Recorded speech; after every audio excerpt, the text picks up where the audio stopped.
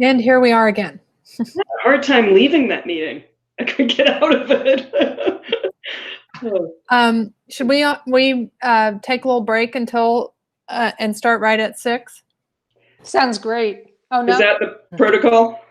Or should we go ahead and get started? How about a 5-minute break? Let's take a break. I'd like to get going, but I know we posted it to start at 6. So yeah, are we allowed to start it before 6 or no? Probably not. No. Tom says no. No, you may have some people who have scheduled to provide public information or attend. So no, we shouldn't start before the advertised time. Get food, get something to drink. Okay, we'll see you at 6 then. All right. Thanks. Bye.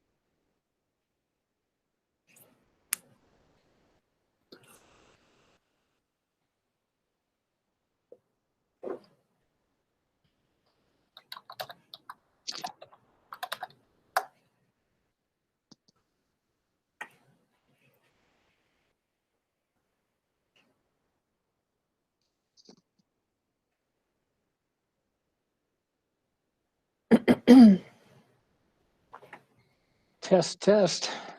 Hi, Tom. Hey, Susan. You sound good. Yeah, yep, you're coming in loud and clear. Okay.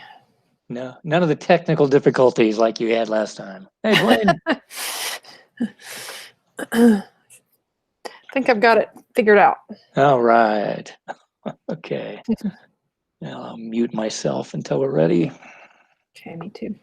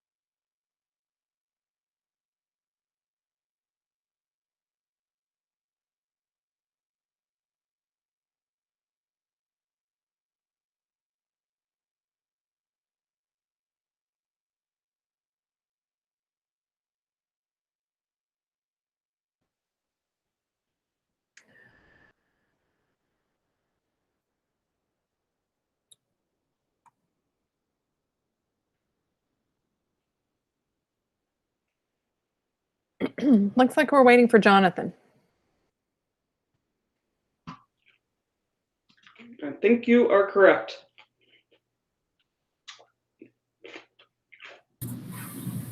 I'm missing Camille too right now. I have to try to feed myself in our 10-minute breaks. I know. I really just gobbled up a sandwich real quick. Yeah, gluten-free crackers. It's just sustenance at this point. Did you all not notice the 2,000 pistachio nuts I ate during the last meeting? Is that what those were? They're very discreet. I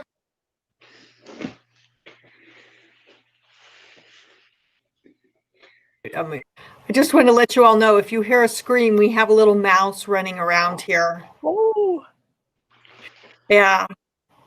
There and told me, oh, there he is. And I thought, oh gosh, please just don't come in here and make me scream in the middle of something. Oh, you're going to scream. I thought you meant the mouse would scream. He probably will scream too.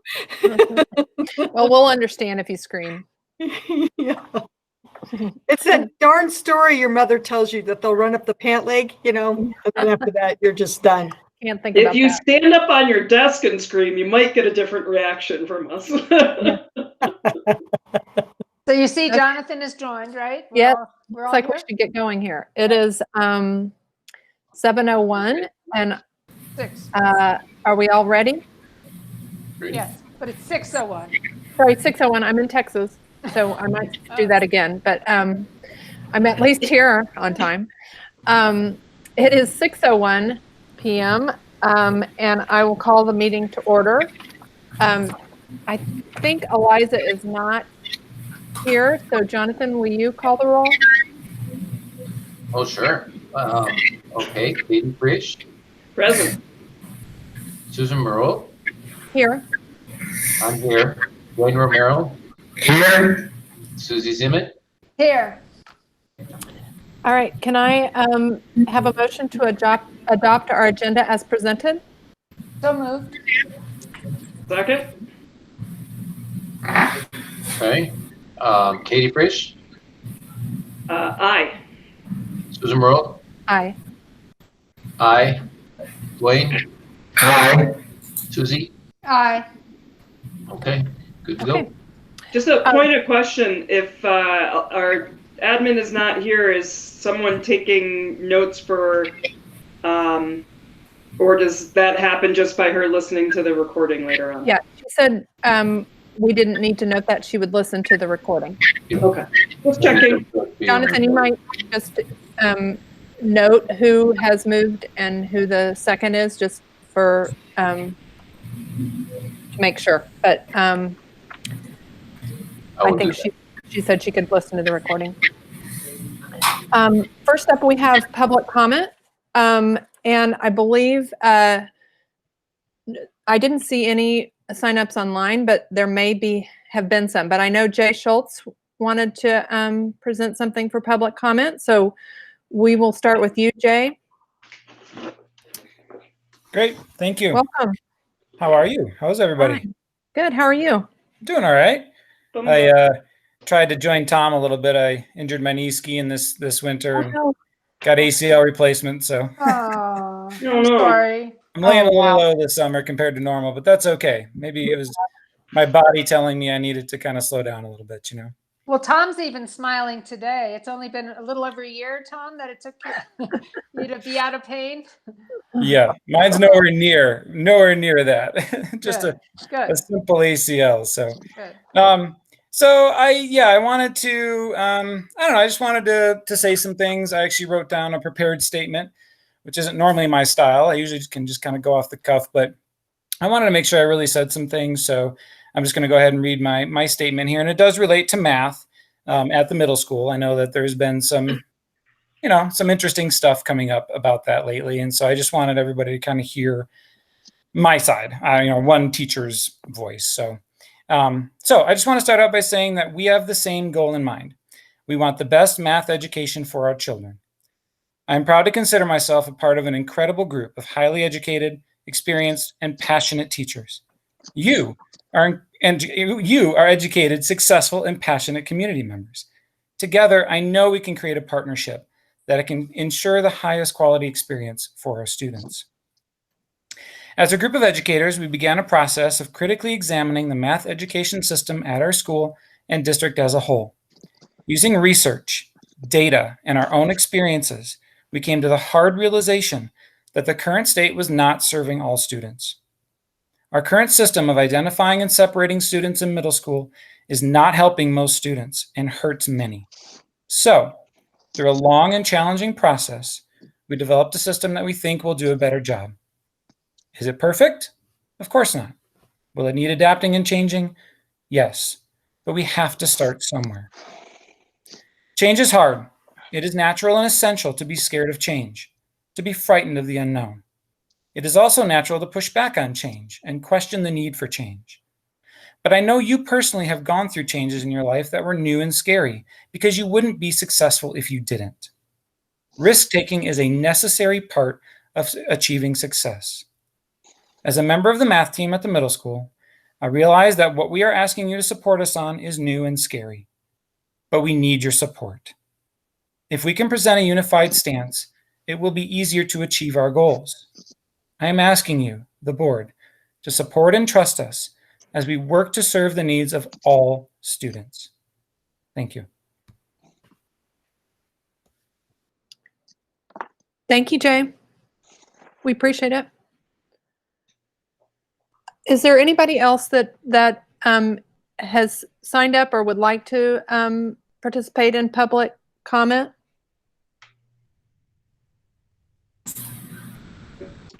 Just thanks, Jay. Appreciate you stepping up and giving us your viewpoint. Yeah, we do. Yeah, thank you. Thank Yeah, you. super stuff. And we do have an agenda item tonight for just a brief little math update. So we will address a little bit of that then. Any other public comment from anyone? Okay. And I was wondering, Kay, if you have any AEA update, you could do that now if you're here. I am here. Thank you so Okay, much. great.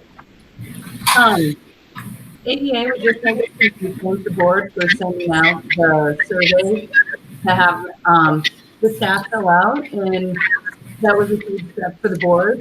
Okay, I can't hear you very well. I don't know if I'm the only one. Can maybe everybody else mute their microphone? Yeah, I'll mute. So I can talk louder too. Does that work? Can you hear me? Okay. So we'd just like to express a big thank you as to sending out the same questions from the Climate and Culture Survey and letting staff reach out and give feedback to you guys. And that was just a great thing for you guys to do. Thank you.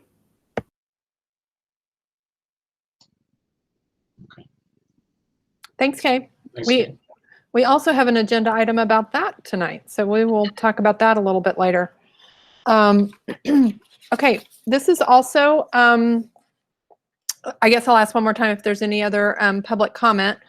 This is also the time that we would take any conversation about our proposed budget. So we presented a notice in the newspaper that we have a proposed budget and that we are considering its adoption at a special meeting later on this month. But if anybody would like to ask questions or make comments about that, this is a time to do that now. Anyone out there for that? I don't hear anything. Okay, so I think we will move on to our item 5.1, which is the TLCC data review and our mid-year progress monitoring. Tom, you want to start us out there? Yes, thank you, Madam Chairman. So we'll give you, from my office, a couple of high-level perspectives on TLCC and also on a little bit of mid-year data I'll present, and then the principals will follow up with end of year. And I believe we do have all the principals on board, so I'll call you all in just a moment. I do want to, I'll start first with TLCC, and I've already touched on this earlier, but I'll pull up a couple of sites and share with you the information from the TLCC website, and then also from the document. You should have in the board doc, there was a zip file that had a gazillion documents related to TLCC, and you're welcome to review those. It's also go to the TLCC website and you can search Aspen, and it's a very clear way of seeing some data. But let me share, let me pull up the TLC one real quick. I'll just show you.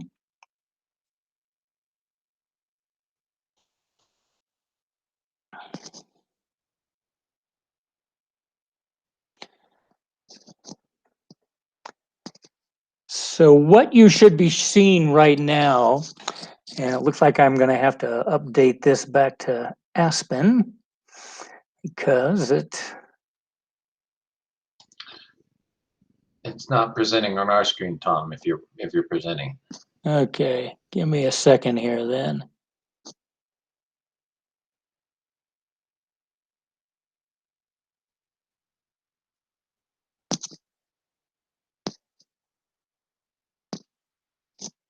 How about now? Perfect. Oh, right. Very good. So this is from the website, the TLCC website. Not sure if you've had a chance to see it. You can kind of see a composite across the years, 2015, 2018, 2020. You can see the domains on the left side. And then these are the aggregate for all of our buildings, and it's aggregated as the school district. And one item I just wanted to call to your attention that we might want to think about giving some energy to is the idea called community support and involvement. It's right down near the bottom, and you can see how we've got some changes in the last 2 years from 95.3% of satisfaction to 87.3% of satisfaction. I'll show you those items in just a moment so you can see what those look like. I call out this particular domain because you may or may not recall from the TEL survey, they did a correlation study of these various domains to try to determine of these domains, which one had some level of correlation to student achievement. And the only domain that was correlated to student achievement was this particular domain about community support and involvement. And as we think about student achievement in the Aspen School District going forward, and we recognize that this is a domain that has dropped by, I don't know, 12% or so from actually dropped 8% from the previous year, it may be something to think about. And I'll show you the items in just a moment, and then we'll let the principals talk about it as well. And right now you should see another screen that shows community support and involvement in green. Is that something you're seeing? And as we go through, the items here talks about the broader community is supportive of the school. The efforts to engage families are effective at 95%, 90% respectively. And then the two items that come in relatively low for us are school providing strategies that families can use at home to support their children's learning. And also every family has access to information about what is happening in the school. So those are the items tied to the domain that came in relatively low that we might want to think about as we go forward as a district. Particularly around our relationship with the families and being able to communicate with them. I know that communication has been an area of interest to the board for several years. It was also recommended by the DAC as an area that we might want to put some energy into. So these are just some high-level TLC things I wanted to share with you all. And before I introduce the principals and bring them into the mix, I wanted to introduce real high-level end-of-year or mid-year data from our STAR Can I assessment. interrupt for 1 second, Tom? I just have a question related to what you just showed before you move on. Yeah, absolutely. So you said that the community support and involvement is the one that is most student affecting, outcome affecting. Did I get that right?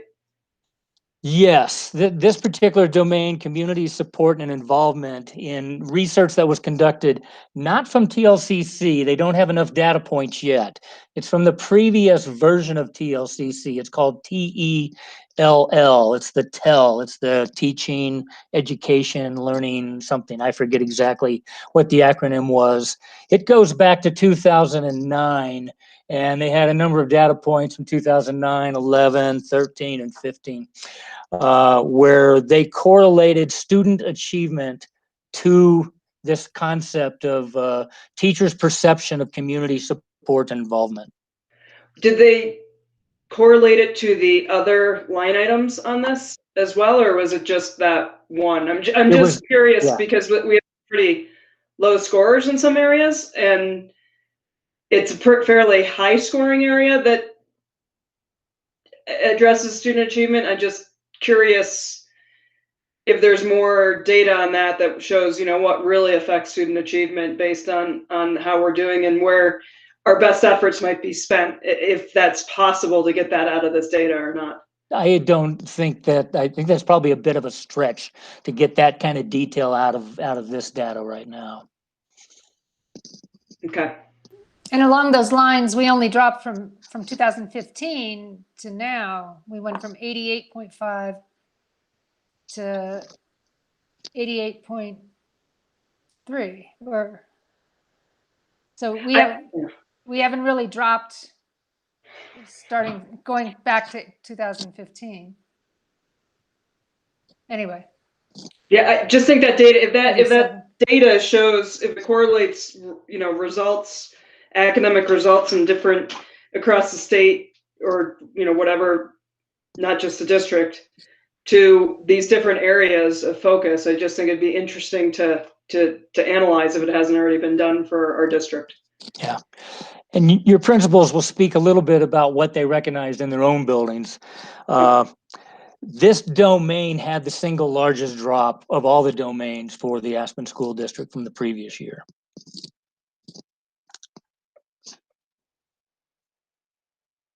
So moving on, I'll give you a quick little high-level view of mid-year, end-of-year data as related to our STAR assessments.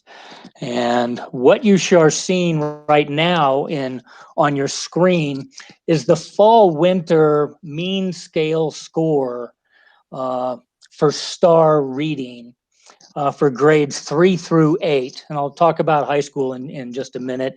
They're on the right side of the screen. They're a little skewed compared to everything else. But I wanted you to see this because as we talk about, you know, what kind of progress did our kids make at the end of the year, we don't have a lot of empirical data. We do have a lot of formative assessments that teachers have collected, and they're spending the summer diving through that to get greater information about exactly how kids did. And the principals will report in just a minute.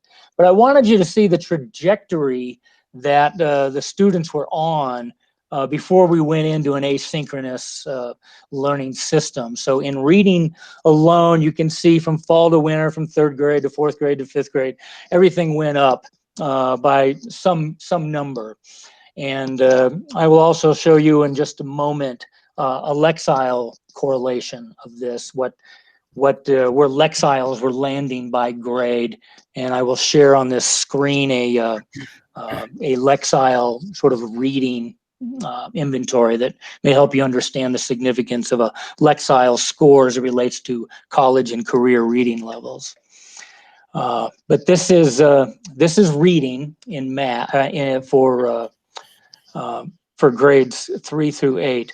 The skewed numbers that you see 9 through 12, that is some limited progress monitoring. It's not the entire grade. It's just small numbers of kids that were pulled out through their MTSS system. And our particular system sort of rolls everybody out at once. So you can kind of see how the kids who are being monitored at the high school did from fall to winter. So that is reading. And I will pull up math. Now what you're seeing here is math. It's the same mean scaled scored fall to winter. We do have grades for kindergarten, or not kindergarten, but for grades 1 and 2 in here, together with the progress monitoring in grades 9 through 12. And you can see, again, kind of the trajectory over time. Historical trajectories would indicate that we would continue at that same rate. We probably won't have a real good idea until we do the next STAR assessment with large scale populations. Hopefully that'll happen this fall. And I'm going to go back to reading one more time, and then I'll get ready to share. Let's see. I'll share the Lexiles in just a minute.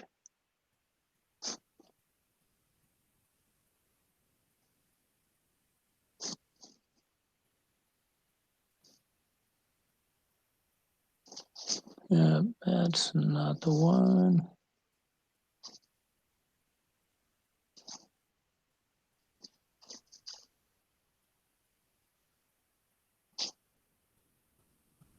Where did they go? Here they are.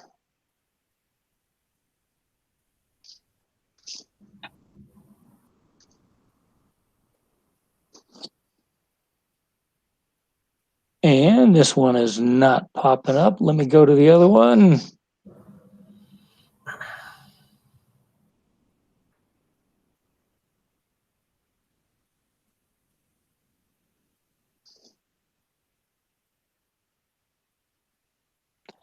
I was going to expand it so you could see it a little bit larger. Let me see if I can just expand the screen here.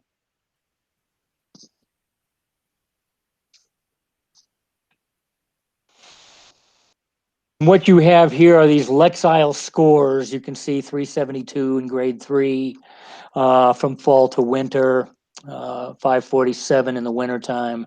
You can see grade 4 to 694, grade 5 to 869, grade 6 to 1045, grade 7 to 1001.33, and grade 8 to 1249. And these are star scores again? No, these are star scores, but they're related.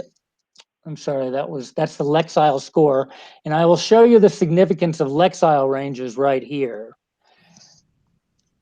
And what Lexiles are is they are a predetermined sort of reading level that has been correlated to complexity and being able to navigate your way through complex passages. And there is a sort of a college and career correlation of what might be numbers you might want to see. For example, in grade 8 right here, 1,185 Lexile score would be an end of year score that would make you think, okay, I am on track for college and career reading when I finally get to college in 4 years. Again, that number at 8th grade was 1185. We see that number here, and it's 1249 in January. So again, it gives you a kind of a general idea of what the mid-year scores were looking like going into the asynchronous reading. I think for most of our grades, 5, 6, 7, and 8, they were hitting that end of year number. The younger grades hadn't hit the end of year number, even though they were close. I'll double check here. 694 for 4th grade. I'll go back here, 4th grade, 940, 740. So they were below the number and they still had some way to go. So that would be something to look for as we come into the fall. So this is some empirical evidence that we have that we can begin to tie to when we resume some assessments across the entire district. And Tom, do we have these numbers? Are you somewhere in some packets of, or are you just these particular numbers I have not shared with you. I'll share with you the Lexile band when I get out of this presentation mode. I can't share that with you through chat while I'm in presentation mode. Okay. Thank you. But I'll get that to you in the chat line. And this is a straight mean calculation for these numbers? So I guess I would be interested if there's variance data too, to see where we are across the board for every student in the grade level, opposed to just where the average is. Right. So we do have some information again in reading. I'll pull this up. You know, we can break it out regarding who are some kids that might be on watch. And for whatever reason, this expand view is not showing up, but I'll pull this over. It's right here on the right side of your screen. You see that the green right here means they're at or above. Blue is on watch. Yellow is very hard to see, but it means there's some sort of intervention might be required, and purple is urgent. These are actual numbers of records. So if we look at grades 3, 4, 5, 6, 7, and 8, we can identify that, you know, there's 3 kids in in grade 3 that need some urgent attention and they need some work. And the teachers, our special provider teachers, particularly during our asynchronous learning time, we're doing a lot of targeted instruction with this particular group of kids. They were getting a ton of time, not just by their caseworker, their regular classroom teacher, but also the special service providers.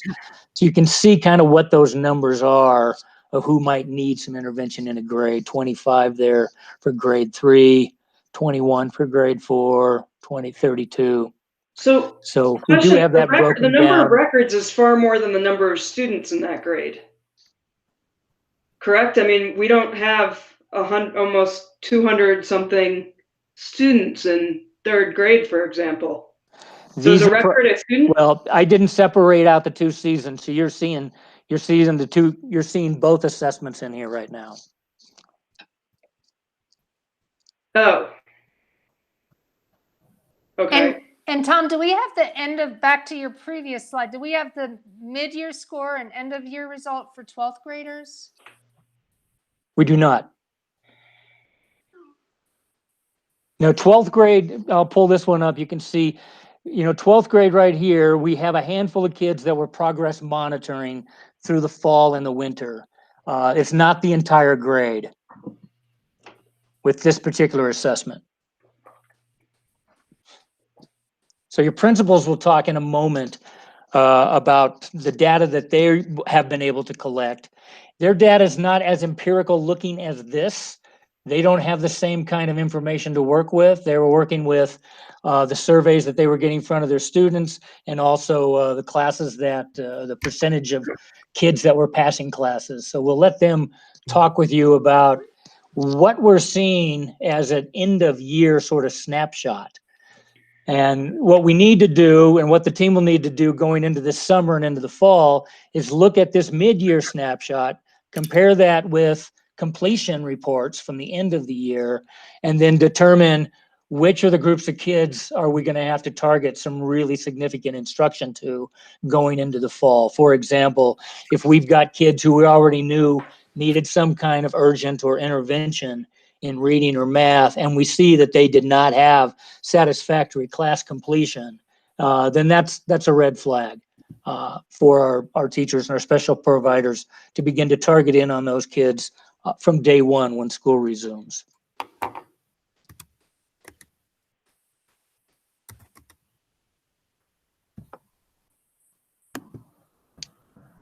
So I've stopped sharing, and we'll let the principals start to jump in here and share with you the talking points from their TLCC observations and what their leadership teams have been able to tease out of that data, and also what their end of year observations are. So Chris Bastian, I see that your chin is up and you're ready to talk. So we'll turn it over to you.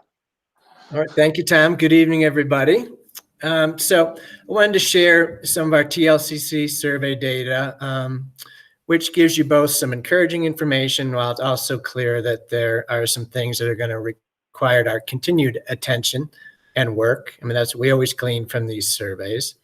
I had the pleasure of beginning the work of unpacking this with our building leadership team prior to the end of school, and to kind of build a narrative for you. I think starting off, we were very encouraged with the data we received from our new teachers. This was a very focused building-wide effort to not only hire the highest quality folks, but support them and help them grow and be successful here at the school district. Over the years, I know I've shared with you that our mentoring plan and our frequent meetings we have with our new teachers to kind of find out how things are going, but also to look at our calendar and to help them anticipate things that they might not know about as new members of our community. So we were very happy with that. We also made a nice move in the area of school leadership, but we're definitely not satisfied with the number, but we're definitely heading in the right direction. So I felt good about that. We also had a real nice bump with teacher leadership.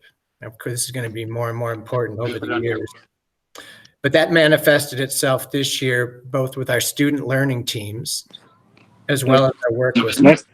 So our student learning team. This is John. Somebody. Well, that's Chris Baston. But this is the agenda.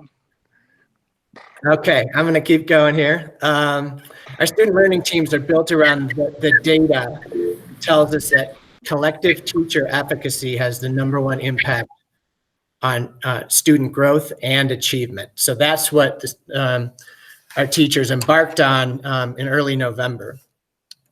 So we're very encouraged by that.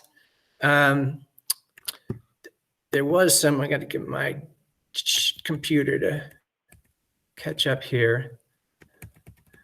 One of the things that we're not happy about and that we own as a group was 64% of our staff reported showing respect for one another. So we clearly have a lot of work continuing to do that work. And I know our building leadership team has some really good ideas and to kind of continually do that work of what feels like and has felt like at times 2 steps forward and 1 step back. But we're committed to making it a better work environment, and that will be a teacher and admin owned endeavor. So we will continue to work on that. We had some small declines in professional development satisfaction, as well as time needed during the workday. Elementary schools, I suppose schools everywhere, but elementary schools are really pressed for time. At this elementary school, we supervise kids 1 day a week during the lunch hour. And so that's a big commitment on everyone's part. So we're going to continue to work on our culture and climate here at AES and focus in pertinent professional development. Obviously, the pandemic has really brought forward the need for a lot of training in what an online model looks like in an elementary school. We clearly did some great things and the best that we could given the circumstances, but I think there's probably going to be some good PD out there to help us be better teachers in the fall. And also just an efficient use of the limited time that we have, make sure that we have agendas so we can sit down and get to the crux of what the meeting is really about. We have some end of the year data. I asked all of our folks before they left to kind of give us a what's working and what isn't working. And so we had a lot of celebrations. We learned early on that the virtual class meetings were just really, really popular. The kids missed each other a great deal. The teachers missed the kids. We missed everybody. So even in, where we could get small groups of kids together, as challenging that might be for 5 and 6 years olds, it really paid off. So that's something that we would like to do more of. Teachers collaborated and worked really well by dividing up subject areas. So each teacher might take an area to focus on, whether it be science or language arts or reading, and come up with some really, really good dynamic lessons for our kids. One of the other celebrations is we moved to a daily checklist for students. We learned pretty early on that the menu options, while well-intended, were a little bit overwhelming for our families. We had so many materials out there. But if you had a checklist, it was easier for a parent, particularly of a small child, to say, okay, here are the things that we need to accomplish today as a family. And so that worked really well. The online meetings were probably, while there were some great academic ones, I think they really served as our social emotional backbone, just to be able to see each other and find out how everybody was doing. And, some students, some kids were flourishing, other kids were really struggling. But that was really, really valuable time. We also, because of the pandemic, our lesson planning, I think, got a little bit sharper. And so when you have sharper lesson plans, we were able to get our special educators involved in the process and be able to build off what that core lesson was going to be in the classroom. Again, that was really good. Kids would love read aloud. That's never changed. Kindergartners through 4th graders all love a good read aloud. There was also some amazing stuff going on, just out of the box, super fun, virtual assignments, writing contests, talent shows, virtual field trips to Mesa Verde, and virtual camping, all of which were, given the circumstances, really big successes. Our challenges, there are many, certainly probably more face-to-face teaching would be helpful for our students.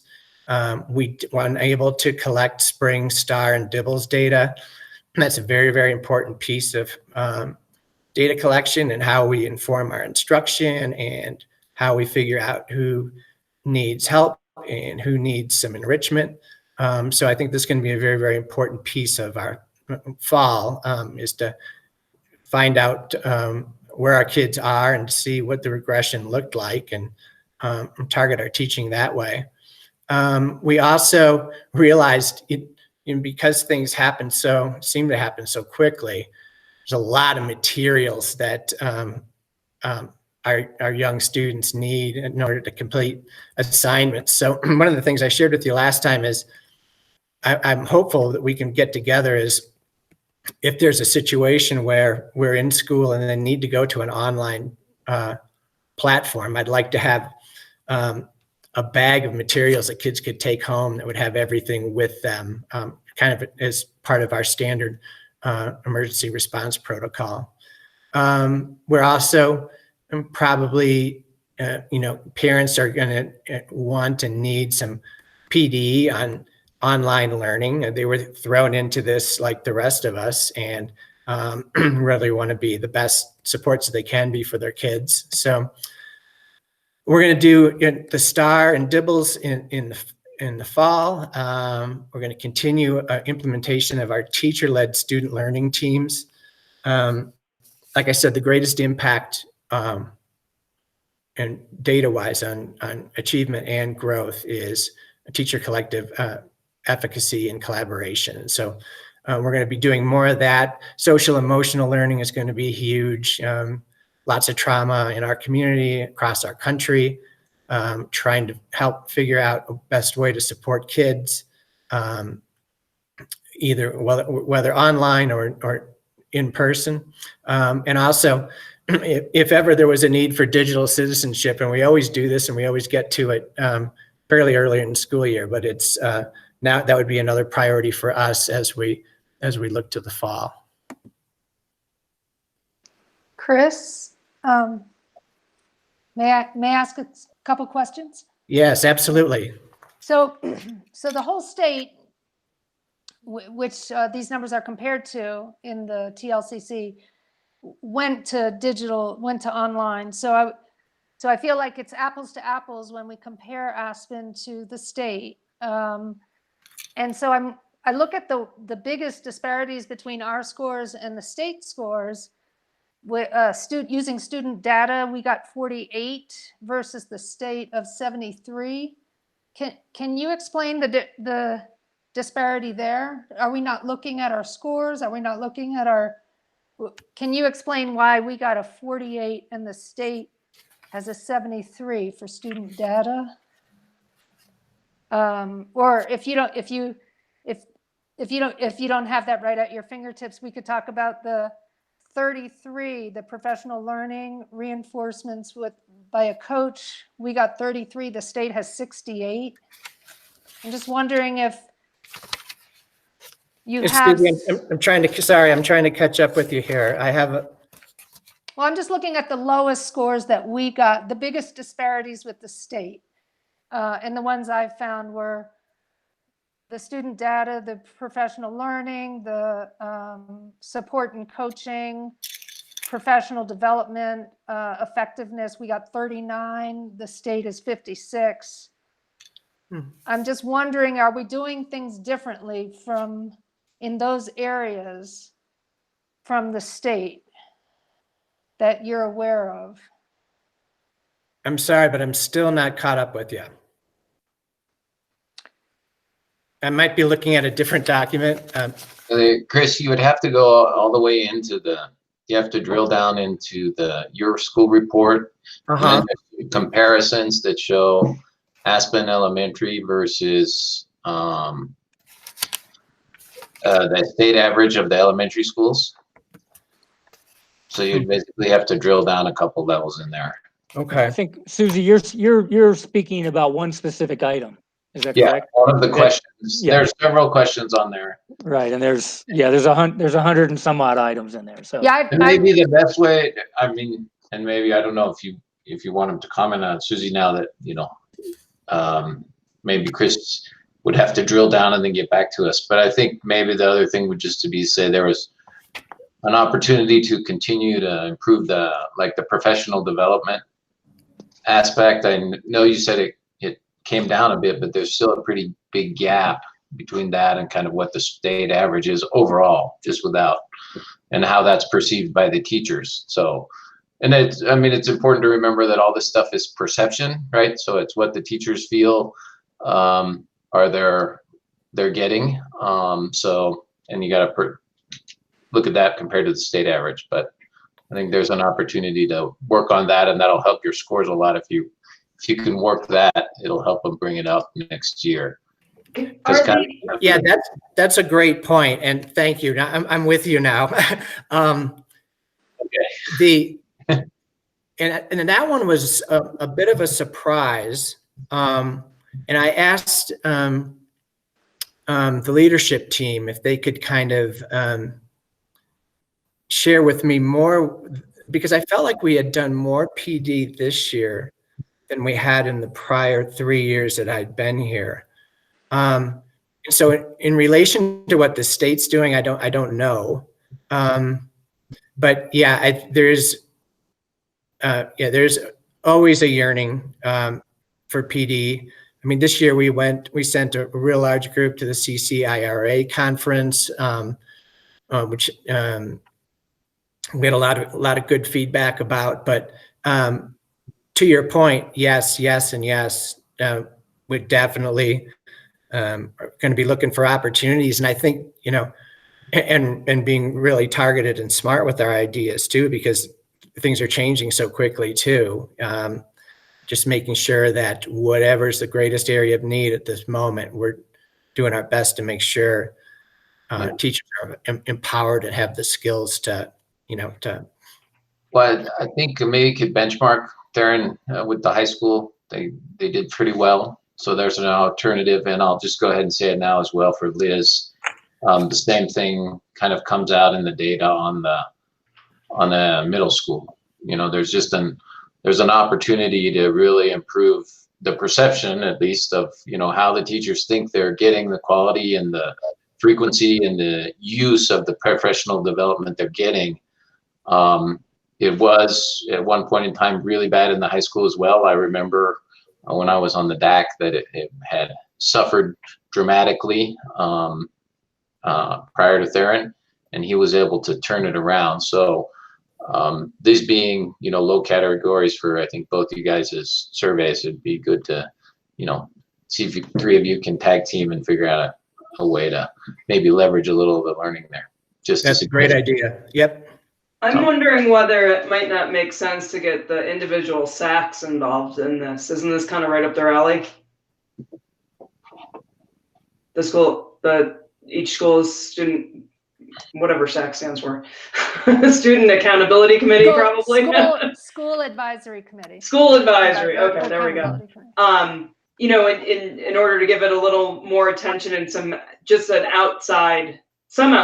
inside perspective. To dig into these in more depth. Yep, agreed. And I assume we have an active one in each school. We do, and Katie, and I think in a normal spring, that may have happened. The leadership teams could have dived into this in a much more timely manner and given it some energy. As it was, the leadership teams have not had a ton of time to get into this, and the SACs haven't seen it at all, outside of whatever people have individually done on their own to go in and review the TLCC data based on some communications, broad scale communications. So as far as the deep dive into understanding this, we're probably about 6 months behind schedule right now. Okay. Yeah. That might be worth seeing if we can get them to spend a little bit of time in the summer on it, at least the SACs to do that deep dive and also get into the data that you presented as well, Tom, as part of that, because that's kind of partially the only outcome measurement we have right now. And correlating that and just diving in deep to it, it's just something that we can't really do in a board meeting because we'd be here till Friday. And but I think it's a worthy exercise because it's all important stuff. Tom, what was the date that this survey went out and closed? Oh, you're muted, I think. It went live in January, and I believe they kept it open an extra week, and it closed I don't know, February 5th, 6th, 7th, 8th, something like that. So.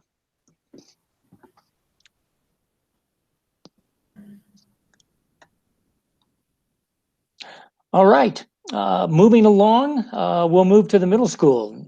Liz Menner, I see you on your screen there. Good evening. Hello, I'm here.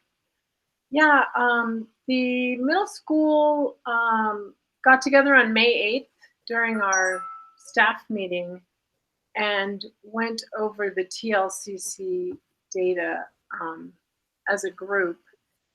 And we were talking about what do we want to explore further as a school based on the results.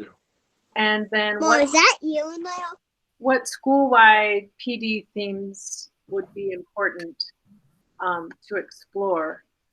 I think the biggest takeaway, as Jonathan and Chris both said, is that we need more attention paid to professional development. And that's something that it's so important for teachers. And it's important to have a plan and to really have a sense of exactly why you're doing PD and what you're doing, and to have real teacher ownership of it. So I think that's something that we can really dive into. The other piece was the availability of time in terms of challenges, and our teachers do a lot of duty during the lunch time and morning and before school. So that seemed, of course, to rob people of some really important time, and it's hard to know what to do about that. Short of, we talked about having some parent volunteers in. You can always hire paras to do it, but the paras that we have now have to have lunch breaks.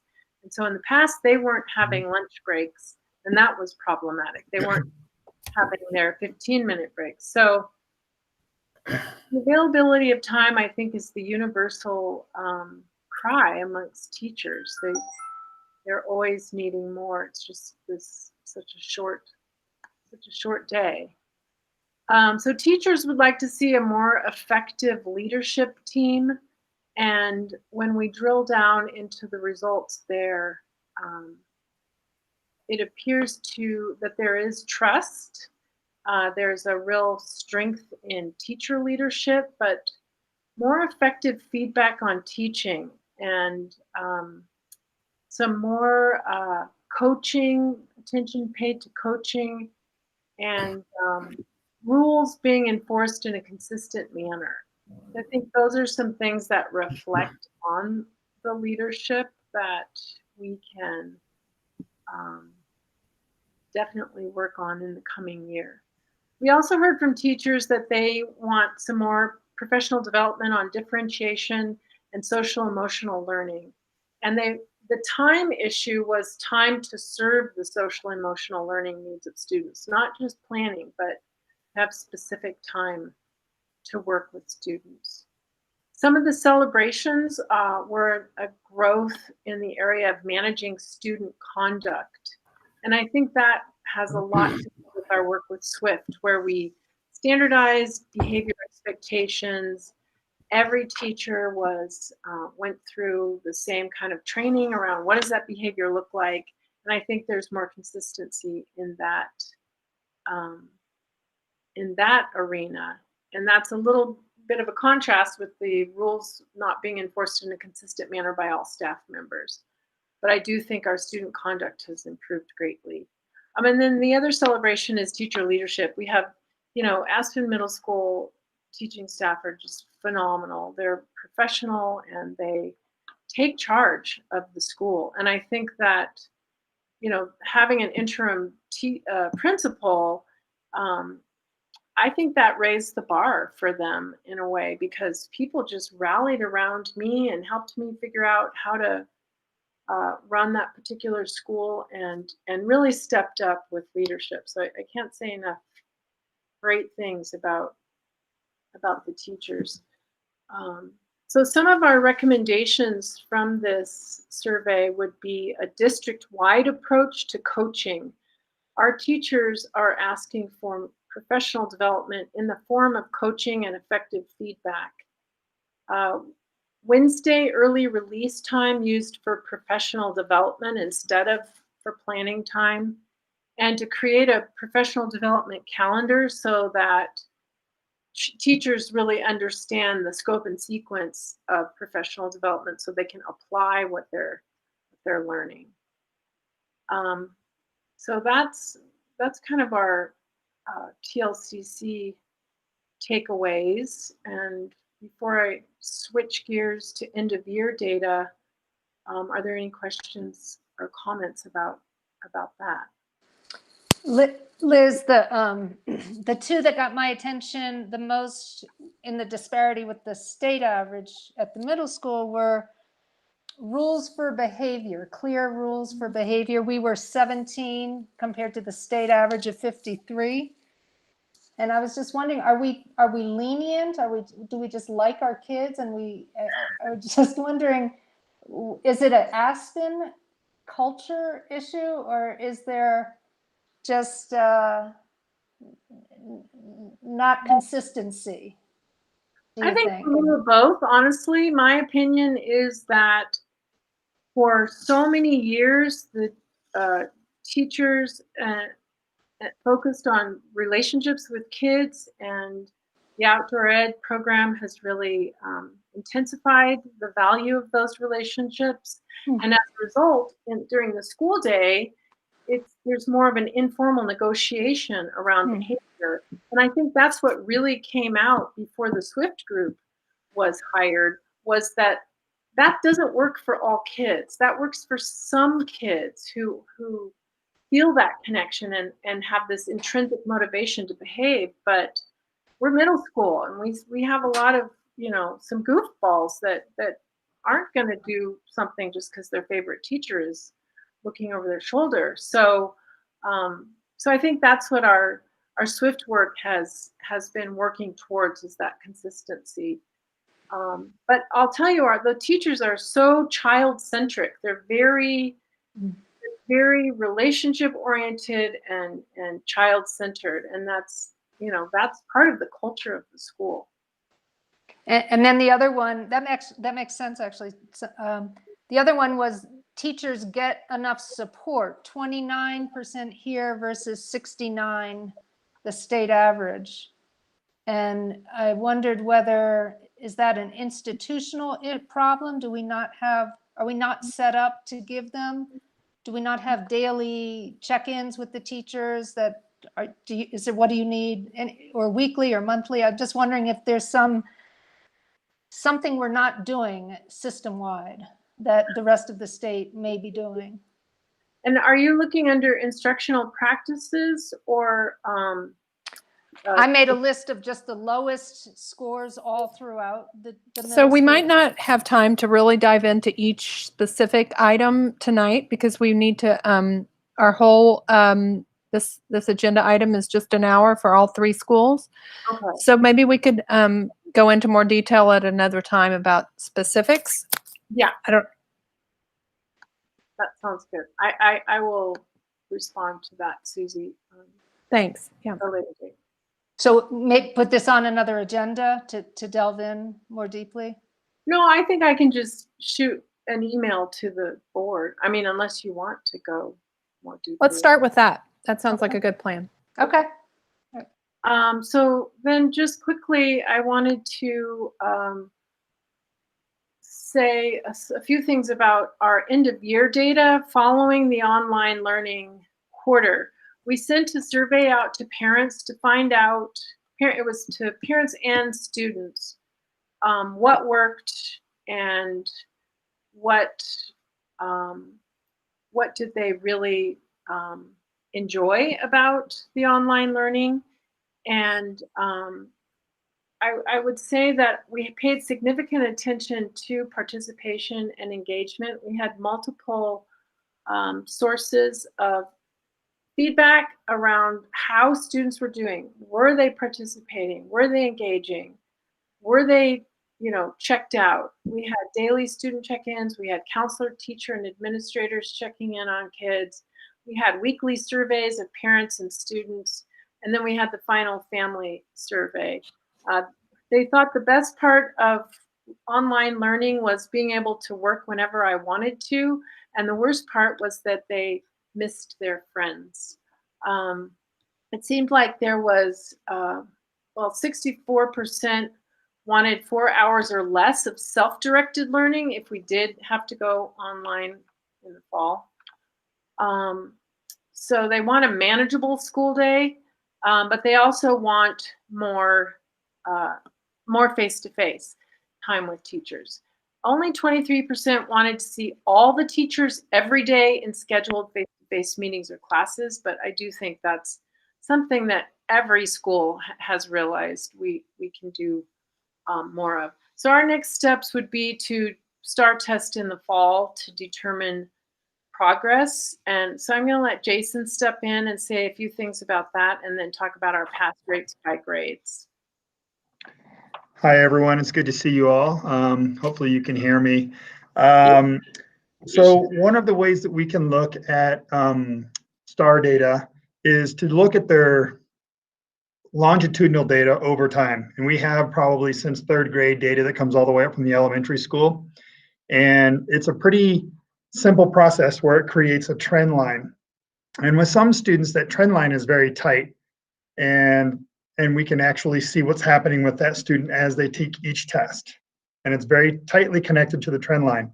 As soon as we have an anomaly where, let's say they just had a bad morning or whatever takes place, they were distracted at home for whatever reason before they came to school, there's an anomaly.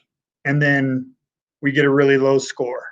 And those are what we're going to be looking for in the fall. We want to make sure that the testing environment is standardized and that kids are able to have a good, quiet environment where they're engaged and focused. And then we'll take a look at that trend line and see where they are on that trend line. And if they drop off the trend line, we know that we need to address some of those gaps in that area. And some of our students, some of those goofball students have an erratic behavior during some of the testing. And so it's going to be difficult to see what's going on with that. Either way, some of those students will be getting a lot of attention anyhow. And then the other piece that Liz mentioned was our pass rates. And I think it's on this particular document that she shared with you. And I did just sort of like a random cut rate at 90% for being green. And most of our kids, we did quite well in the 80s and 90s in terms of pass rates for our students. We had a couple, like one, I think it was one grade level had below 80%. So for the most part, we tried to disaggregate all the data as the best we could, find out how many of the kids passed based on completion rates on their assessments or on their assignments during this online learning. And in general, we feel like most of our kids were committed, they were doing the work, they were dedicated.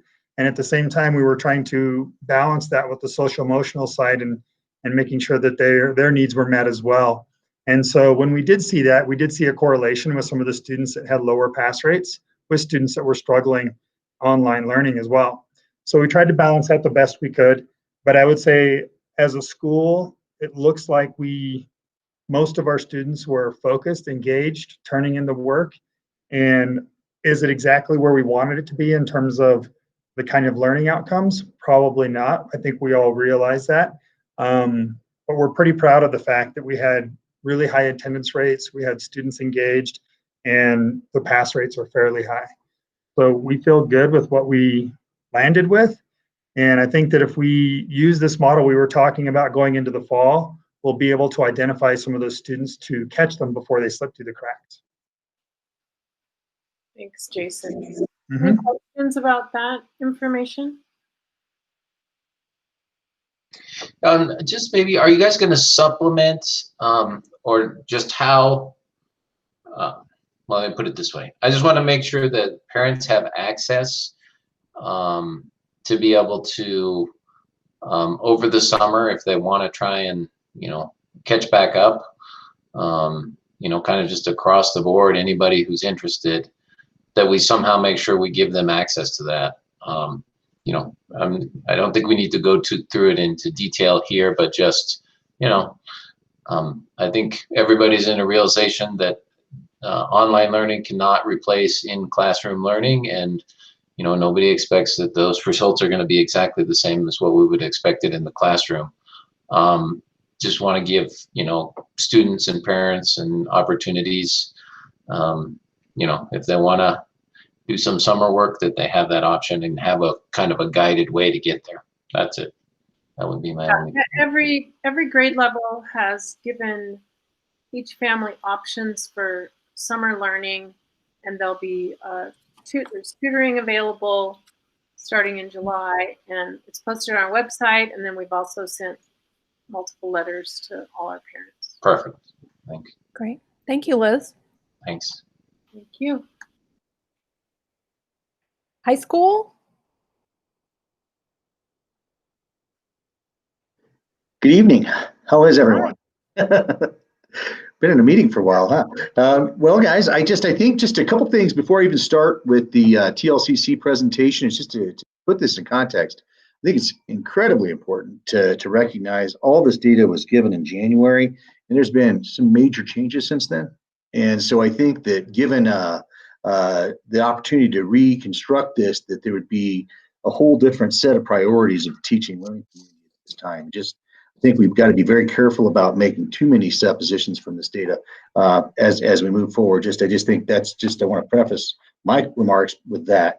So just in a very quick and a brief way, just the things that we found that were definite challenges for the high school and was really disconcerting for us was our new support for new teachers. That was definitely something that we or the support for new teachers we're a little shocked by that. We make an effort this year we provided everything from coaching sessions to check-ins to other things like with mentors. So we just think, we want to get a little bit more deep into what happened there. Another thing that was glaring with our student data or teacher data around our students is the lack of support for ELL students.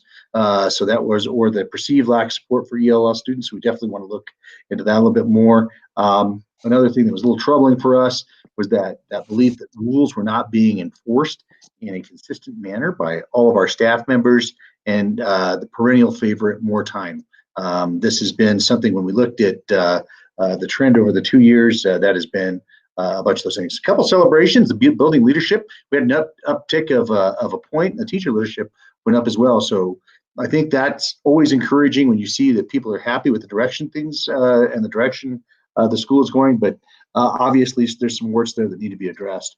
Some things that we thought about when Sarah and I talked about this was just better integration between the induction and building mentors and or coaches, maybe make those systems be a little bit more aligned, because there's the induction program that happens for the provisional licensure with the CDE. We thought if we did a better job of maybe putting all those things together, that could be stronger, making sure people are on their way to licensure. We thought about going back to holding the Wednesday early release time of 2 to 3 as sacred as department and planning time for the students. This year, we definitely walked into that quite frequently, and I think that could have been why we saw even a further deterioration of the teachers' belief in time. A more inclusive approach to our students and course offerings. One of the interesting things that has come out of the Black Lives Matters group is just, are we providing our at-risk groups honors courses and those sorts of things that we would expect out of all of our college-going courses? And that is one of the pivotal key learnings that we've had around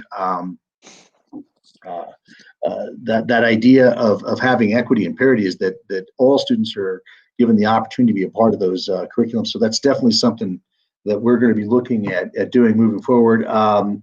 The other thing we're going to do is highlight our ELL students at our weekly MTSS at-risk meetings that we already do. We'll just make sure that we pay extra attention there to make sure that things are being met. And again, this is a teacher belief around that too, so we have to make sure that they're getting support in having this conversation around those students. So that's the TLCC survey in a nutshell. And really what we looked at was just that trend line from 2018 to 2020, just to see the real drops. And our biggest drop was new teachers, which again, given the amount of work that we did there, that's really disconcerting because we feel like we did have a connection with some of the things that they needed for support and it didn't happen. So we definitely have to explore that a little bit more deeply as to what happened. Theron, I was wondering if the low ELL rate was because, do we have lower numbers than most of the rest of the state, do you think? How many do we have ELL in the high school? Well, that number fluctuates, but it's typically not large enough to count as part of a subgroup there, just to let you know. But I think regardless of what's going on there, I just think the staff doesn't feel like we're doing enough to support there. And I think we've done some great work in creating some IB opportunities for those students. In for example, offering Spanish as the primary language for a couple of those, and then even 2 years ago, for those students that have English as a second language, we now have offered IB in the primary language for those folks as well. So I just think that that's been a really strong move on the part of our group. And we're also looking at, do we have any students that would be considered ELL students as diploma candidates? And so we're pushing a couple of students into that direction too. I just think raising that bar and having that expectation needs to be there. But I also think that there needs to be some general sort of work that's being done in every class to make sure that all the teachers feel supported in those classes and they're getting the things that they need to do. We already have somebody that works as an ELL teacher to support each of those teachers in those classes. But obviously, again, to get specific though, Susie, we'd have to dig a little bit. Okay. We need to take a look and see what exactly was meant by that.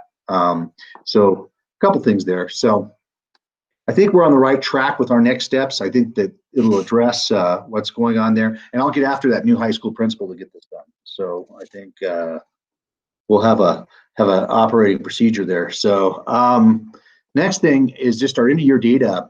We had great check-ins with our students the entire time during the online course. We were really good and adept at picking up on issues immediately. Not only did we do that, we looked at the grade checks.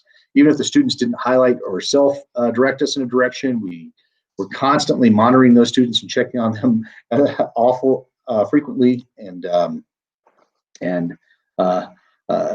naggingly. We were on them to make sure that they got this done. And one of the things that it's a clear indicator of that is, if you can remember at previous meetings, I was quite concerned about our DNF list that we were getting as grade reports. If you take a look with one of our bullets, there are only 22 students failed one or more classes semester versus the 19. So we didn't have those catastrophic numbers that I was anticipating there, but we did have some catastrophic procrastinating, it looks like, on the part of students to get all of that work in. I think all the schools followed that. Liz, I apologize for my two kids. They did exactly the same thing.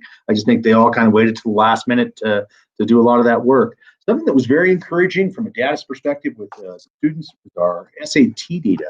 A big kudos to our college counseling department to get out there and offer that. We had 97 students participate in that. And if you take a look at that, the overall score there for the SAT was 1124. To put that in perspective, last year on our school performance framework, the overall score was 1001. So definitely an improvement there. But again, those are students who elected to take the exam. So that could be the reason for the disparity there, just to be fair with the data. Apples to apples, you guys know what's going on. But still encouraging. If it went the other way, I'd be very concerned. Challenges: students and teachers need more time face-to-face learning. I think that is the clarion call for all the schools and all the grades. Everybody would like to see some of that happen. Something else that came very apparent to us, we had that pass-fail criteria versus grade criterias. There was some definite inconsistencies on our part as a school in how we were assessing students. So we've got to do a little bit better job of getting into those classrooms and making sure that we know what we're assessing, how we're assessing, and how we're grading, and are we doing it in a fair and equitable manner across contents and grades. So we'll definitely be working for that. Active benchmarking for each grade. We need to have some sort of benchmark assessment that's letting us know how we're doing with our literacy elements in those schools. It's something we've been calling for a long time, and then just continue to figure out what we're going to do with IB and the canceled exams. So I think we need to have a real formative assessment with the kids at the beginning of the year next year. And just something you guys should know, we only are currently testing kids in 9th and 10th grade and only kids in the MTSS program often for the STAR data. So we're going to try to use that as a try to figure out some sort of a assessment we can use for literacy that would work a little bit better for each of those grades, and then something a little bit more discerning than an algebra readiness exam for math. So we have some work to do there for our benchmarking for next year, but I know that that's a priority of the new principal and the leadership team. So I know that they'll come up with the things that they need to come up with for that assessment piece when we start back to school, and that's the high school. Thank you, Theron. Hey, Theron, I just wanted to give you a special note of recognition on the climate and all the work you did there over the last several years. I went back and pulled up the 2015 TEL survey, and there were only 57% of the people that responded that overall my school is a good place to work and learn that year, unfortunately. And now you got that back up to 95th percentile. So, you know, that's what's most important, I think, to all of us, is just that people are, you know, feeling good in their work environment, independently of professional development and all those things. And you did a great job of turning that around. So, well, you know, definitely a team effort, but thank you very much, Jonathan. Thank you. Yeah. You set a high bar for the incoming, but she can still get up to the community school. I think. Oh, she was responsible. Yeah, I know, that's true. We can follow Jim Gilchrist's lead. You know, I think. Thanks, Theron. Mm-hmm. Yeah, thank you. Mm-hmm. Tom, did you have any wrap up? Real quickly, I'll show you a quick summary from the parent survey, and just where those numbers fell. We had quite a few folks who chimed in over the course of the asynchronous model. So I'll pull this up for you.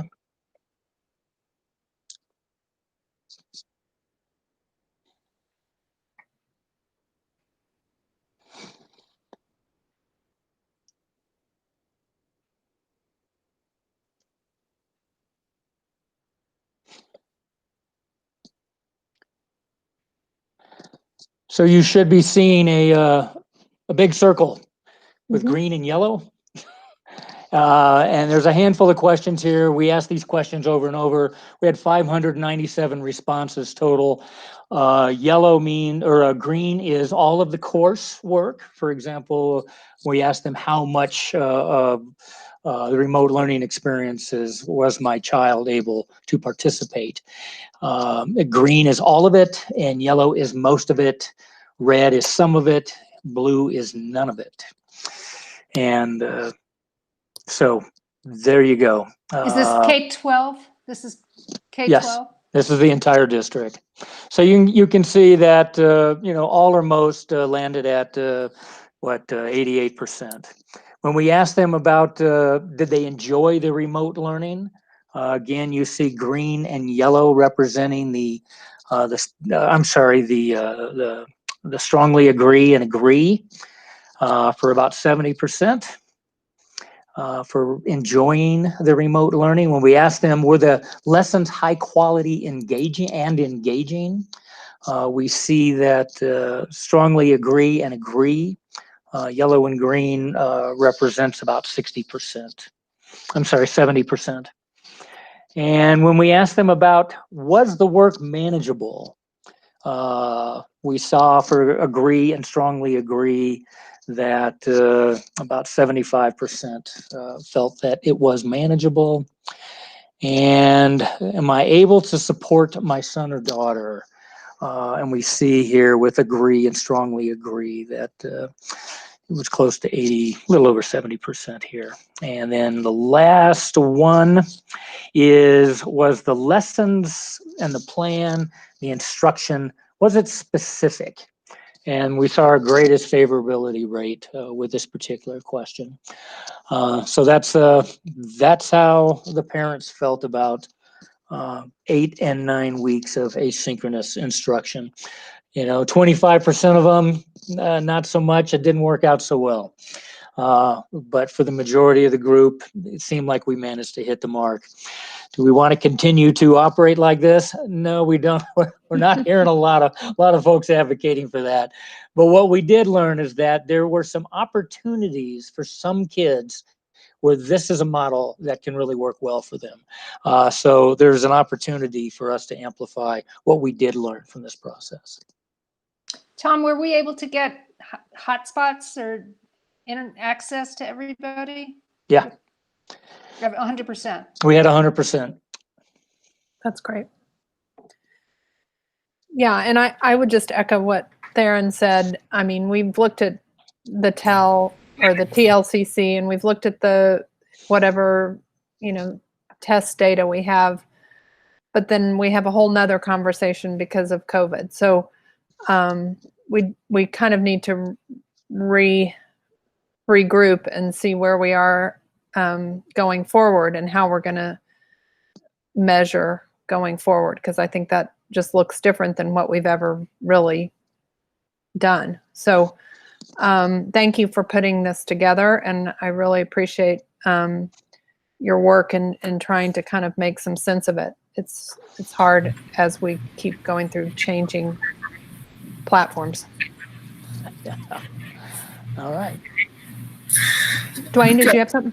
Yeah, a quick question. I too appreciate all this work, and I definitely appreciate the messages and where we are as a community and an organization that is, a strong desire to get back together with our kids. Somewhat of a tangent, but Tom, is there any feedback for the board as to the new teacher induction program? That came up a few of my board staff hours, office hours on the induction, the induction program for new teachers. What is the status, given how disjointed it became, obviously towards the end of the year? What's the status of the program? Did we graduate? We did. Yeah, those people who were in their third year, Jen and I went back through and reviewed their work, had conversations with them, and they were awarded their certificates. They can now apply for a professional license. There were only a handful of others that were still left that were in year one or year two, and we gave them the option to do some review and some follow-up work. A couple of them did do that work, and we will continue their work going into the next year. It's not urgent that they be done this year. Most folks fairly happy and content with that solution? Yeah, I didn't hear anybody who was grumpy after we finally came up with a solution. Well, that's positive. Yeah, right. Yeah, you're right. Because it all plays into that. Happy with the job and the location where you work and the morale of things. So thank you for for following up on that. That's good. Thank you. Mm-hmm. You bet. Awesome. Okay, I think we'll move on. We have received administrator reports and board member reports in written form. I do have just a important message here. I just wanted to recognize and express our deep appreciation to Tom, and just talk a little bit about his years of service to the district and his tireless work as our interim superintendent this past year. We just want to thank you, Tom, for your calm and comforting demeanor and just dedication to our district. You stepped into the interim superintendent position with loads of energy and put in motion our strategic plan, our facilities planning. You paved the way for Aspen Family Connections, and that's become such a meaningful presence in so many ways. Our district has increased its attention to social emotional health because of you, I feel like.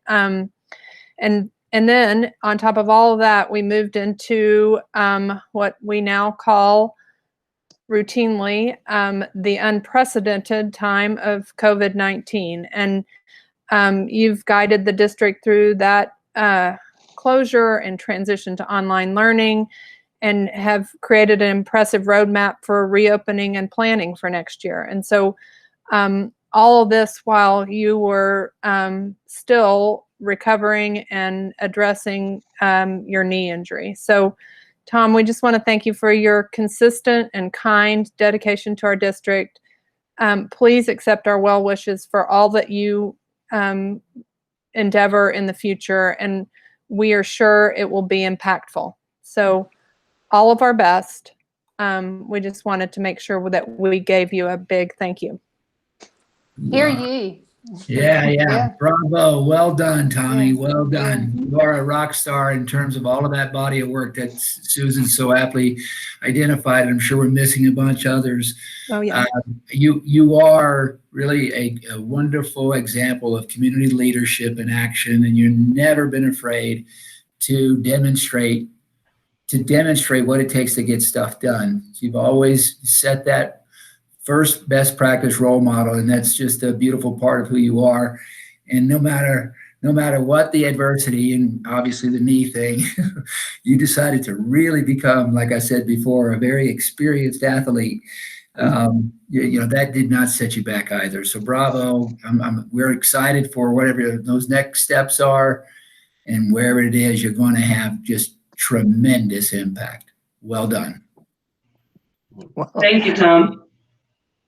Tom, I'd like to, just reiterate the same. I'm not going to repeat what's been, talked about so far, but on a personal note, I really appreciate all that you've done for mental health and all that recent work, Tom. I mean, that has impacted me and my family personally. So independent of all those other things, I think that's a great thing that you've done and did for our schools and our school district and our community. So just personally, thank you for that. And I agree with what Susan read and what Dwayne said.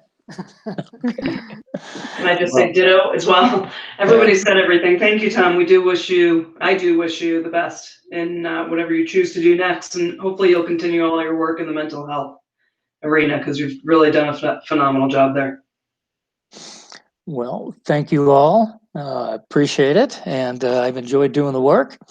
And in the spirit of getting stuff done, we are 24 minutes over our scheduled time right now. So we need to get this board meeting on a run. Thank you. Okay. Amen. All right. All right. Our next agenda item is the financial update, which isn't as fun to talk about, but we'll go on to it, I think. Yeah. No offense, Linda. That's okay. Always have to say the D when I say fund accounting. People understand that in there. Yeah. So on the proposed budget that is given to you all, there were just a crazy little tweak on the revenue numbers, like $30 or so a student, that it went down. And I just received an email message 30 minutes ago from CDE that it went back up $30.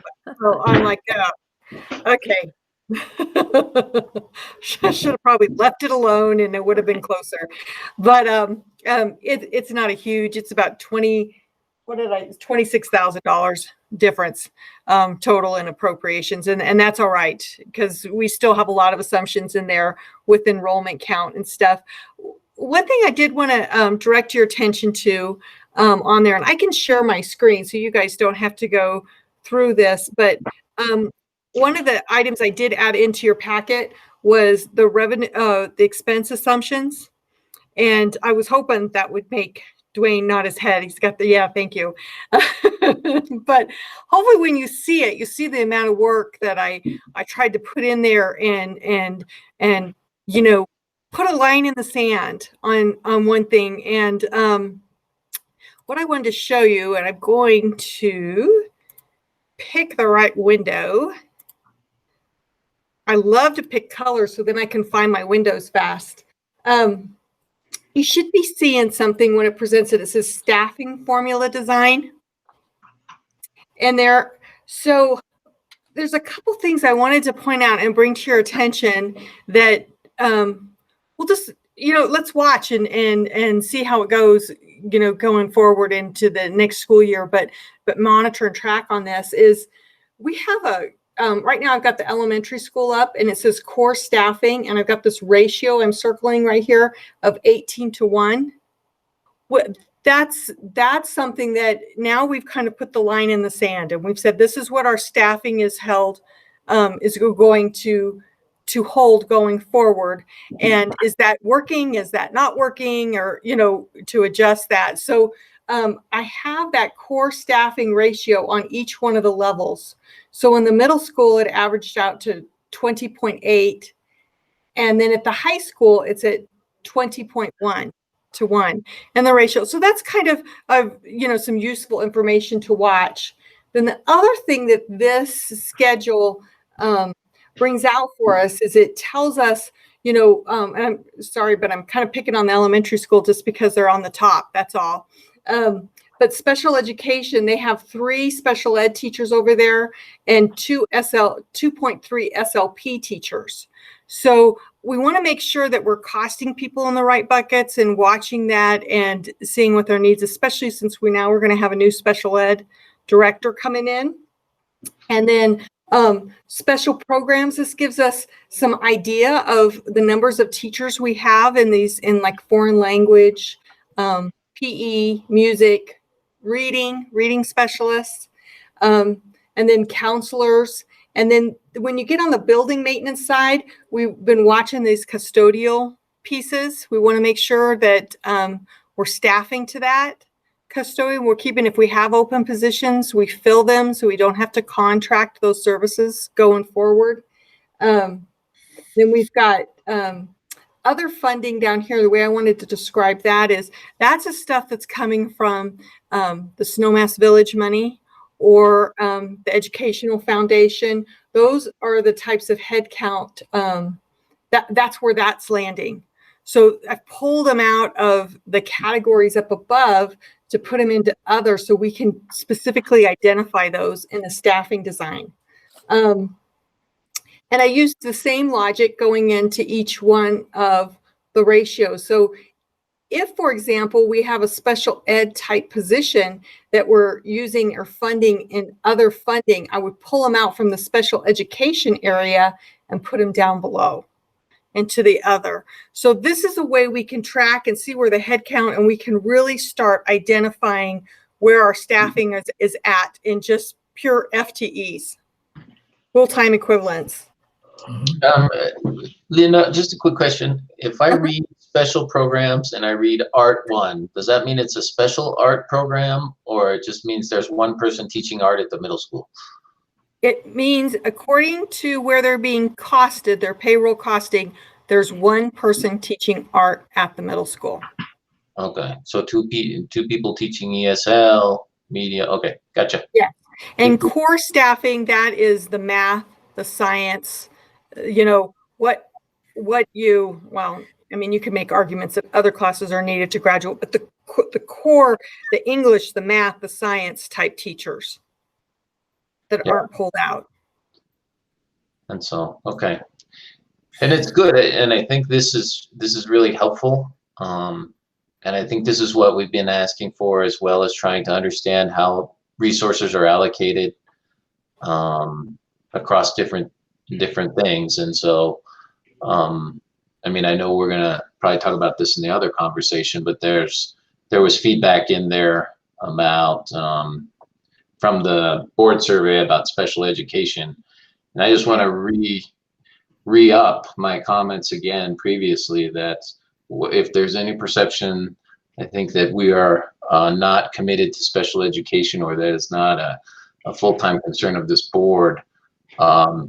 That's personally not in my case true. I'm very committed to it. As we've discussed, it was a key factor also in the decision of Dave, and we've just got the new talent to come on board.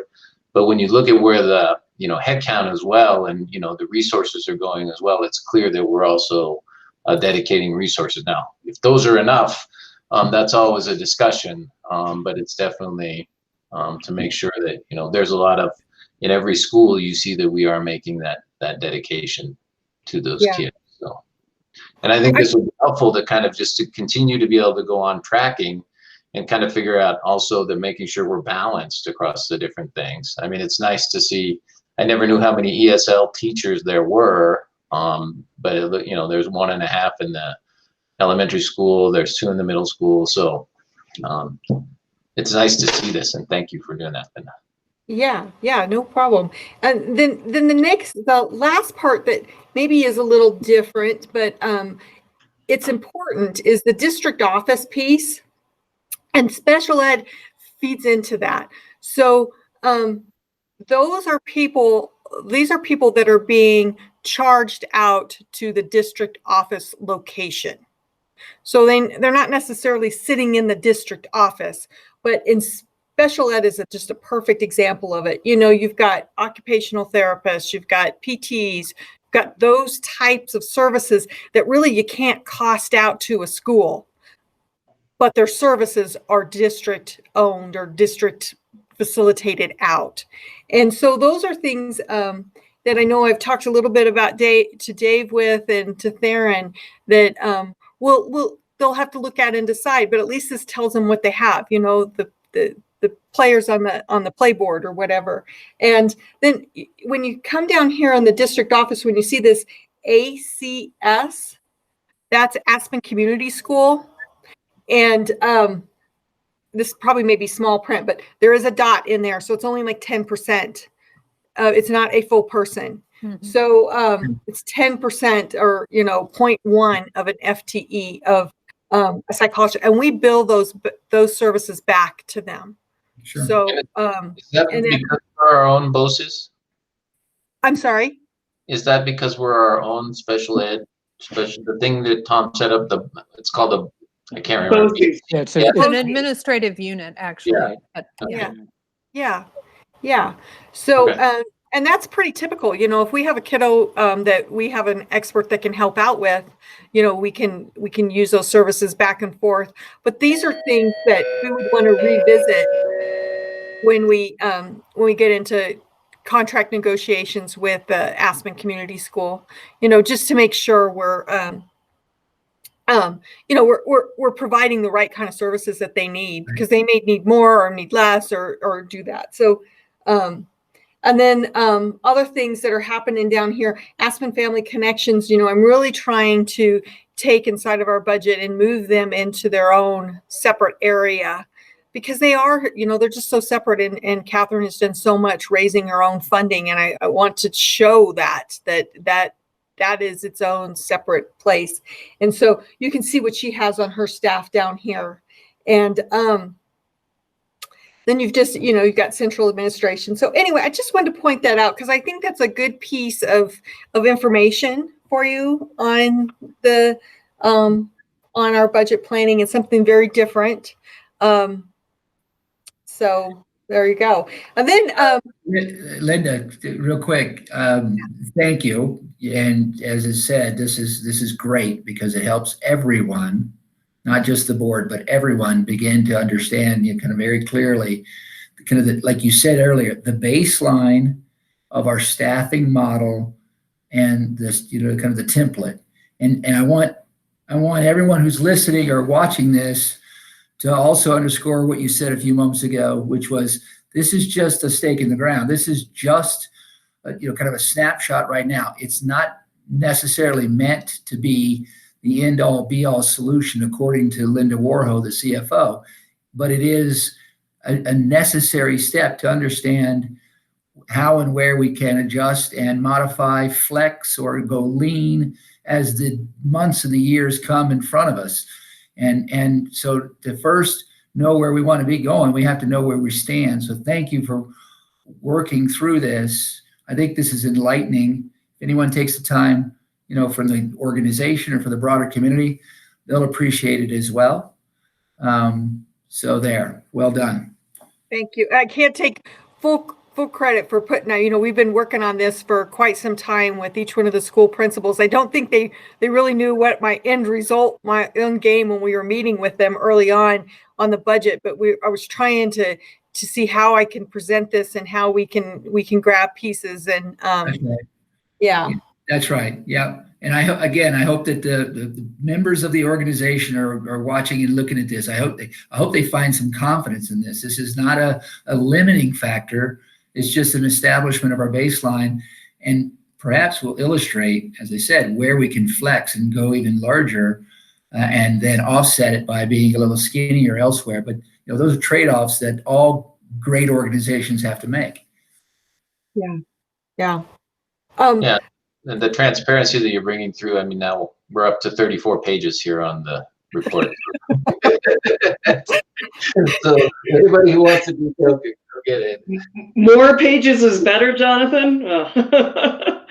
No, Linda, I agree. This is great. This is really, really helpful and useful and transparent, and it gives people a very good perspective on the organization. Because when you're looking at these staffing models, you got to keep in mind, fully loaded, that's 80% of our budget. This is the meat of the budget right here. Yeah. Yeah. Yeah.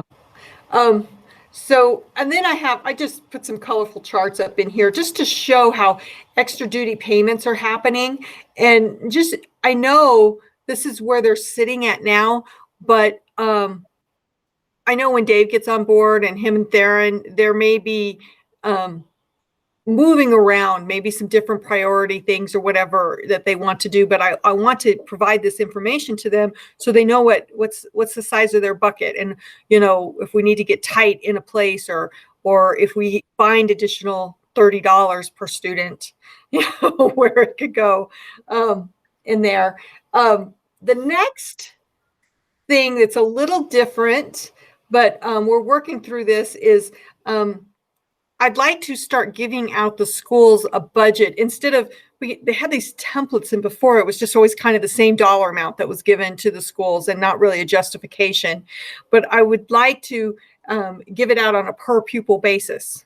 So then they get a bucket of money, and each principal can decide how they want to spend that bucket of money, within their specific needs.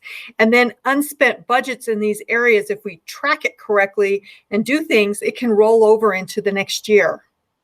So then, possibly they could save up for stuff or do whatever, but it gives them more flexibility to build their budget than just a standard of this is what you got last year in there. So that's what this next section was. And then utilities, that's pretty cut and dried, and there I didn't cut anything out, which I probably do have a little bit of, wiggle worm in there, but I hate to, because that's just, you never know. We could have a really, really rough winter. So let's rather err and give us a little cushion in there. Then the next thing, I have a little section all talking about all these special revenue funds, but I like this chart, because this is a one-page chart. You can kind of look at each one of those, the Public Education Fund, the Snowmass Village, and the Educational Foundation, and they can see where their money is going. How much is going towards salary, how much is going to professional education, and down here on the bottom, the Aspen Educational Foundation, they can see this green at the end, right there. That's going to Aspen Family Connections. So they can have a big, just a little chart on how they compare with others and how we're spending the money. So, but that's really, last thing I added on here, I talked a little bit on the bond redemption fund, and I wanted to show that to you because I don't think there was any schedule really ever published that showed you this is our loan amortization schedule, if you will. These are our debt payments out till the end of time. So you can see how things are paying off and what time frame they are. So when we expand this out and grow this out of this executive summary, which there'll be more, but at a later date, we'll actually have it by the series of bond that it's in, so you can tell which series are paying up. And then it's out there, it's available, and people can use that information for planning purposes well on past our time. So anyway, and then I'm sorry, but on this employee housing, I didn't want to get too detailed inside of there because I know that fund is just, it's a work in progress, and we've got so much stuff happening. So I just did one quick little blurb just to tell us that it's a placeholder, what it is, how many houses, and what the total budgeted income is coming in for the year. And but those are the things I wanted to point out to you that had changed, not really changed, but had more information from the last presentation I gave on there.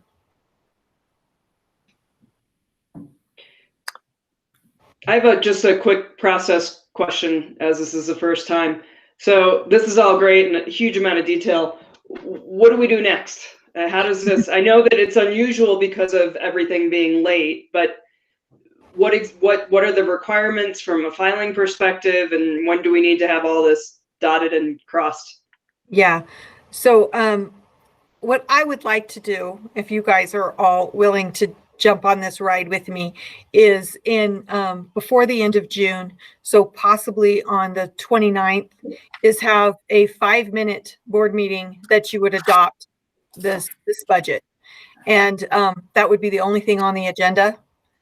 And we've held our public hearing, and it's been opened up and it's been available to the public. It's been on the website the whole time. So we've met all the criteria. That said, the state did give us a bit of a break and said that as long as we adopted it, or proposed it by the 25th, I think, we could adopt it into July. But I kind of just wanted to get this thing done. Let's get it done before the end of the year, if that's possible. And we have a agenda item for GP8E to set that meeting. So we'll try to see if everybody can try to make that on June 29th and go ahead and set that so that we can just do a quick approval meeting then. One more question, Linda, related to this, which is, there may be some discussion or input into the expense side of it, but we don't have a whole lot of control over the revenue side. As you said, you just got an email half an hour ago that there was a change. Do you anticipate many more changes in where the revenue is coming out, or are the decisions pretty much done at this point? They're done. I think the decisions are pretty much done. The governor is supposed to, I think he's going to sign the legislation tomorrow, is what the email said. I believe. It is going to be signed here very soon. But as we know, this is a merry-go-round we're on right now. That's what I feel like. I don't even feel like a roller coaster anymore. I just feel like we're going like this in circles. And I expect we're going to hear just changes all the time, but this is a good number and it's the best we have. And we need to just move forward with this because we've got to get contracts out, teacher contracts. We've got to get all the pieces moving. So to that response, I guess my question is the governor able to partway through the year change this? I mean, how does that work? What? So what can happen is once everybody starts getting their enrollment numbers in at the state and all the assessed values start happening, and the audits, end of the year audits are done. Now the state has to start filling up our coffee cups, right? And they may run out of liquid even after this appropriated. They may have a mid-year rescission, and we wouldn't know about that. Typically, when does that come out, Tom? Do you know, like December-ish? Yeah, usually? It would come out in the middle of the year. It comes out in December. And in a conference call that I was on with the governor a couple of weeks ago with other superintendents, we brought this question up because we had this happen before in 2012, where the governor then did implement a rescission and school districts were forced to pay monies back. And this particular governor assured us that he would not be entertaining a rescission. They'd find some other ways to work through the budget. Now, can he make that promise in light of a really significant, economic downfall? Probably not. But this is a governor who has done a lot to support public education when everybody had their hand out. So they've done a lot to support us. And we have to trust him at his word at this point that he will not entertain a rescission when December comes around. Well, is our stopgap piggy bank basically our reserves that we could dip into, have a different fund balance at the end of the year than what we're anticipating with this budget? Yes. Is that basically it? Yeah. Okay, that's what I thought. And we'll have to, we'll come back in January and we'll do a mid-year modification on the budget, just like we did in the past year. And we'll true up our enrollment numbers, and we'll true up, fund balance and all those good things. And if I'm seeing a trend that I'm worried about, I'll bring that. We'll discuss that in financial reports and stuff throughout the year. Yeah. I'm not worried about tweaks in this environment. I'm more worried about the big ticket items, right? So yeah. We better move on though. I appreciate it, Linda. Any other questions or anything we need to know real quick, Linda? Thank you. I'm good. Thank you. Thank you all. Okay. We're going to move on to 6.2, which is our AMS math update. And so I think Dave is here. There he is. I can see he turned his mic on. Sure. Hi. Hi, everyone. I just wanted to just kind of give this a bit of an introduction. At our last meeting, we had a pretty lengthy conversation about what was going to happen with our middle school math program, and had planned to have a conversation with parents about that. And it just felt like we needed a lot more conversations around that whole thing. And so I think, Dave, you have just a few thoughts about that, and I wanted to go ahead and let you go. Sure. Thanks, Susan, and good evening, everybody. Obviously, as Dr. Hild says, these are unprecedented times. And consequently, I've sent an email to the principals, and I've asked them to just kind of hold tight. I'm suggesting we not launch any new initiatives. The very opening of schools is in question next year.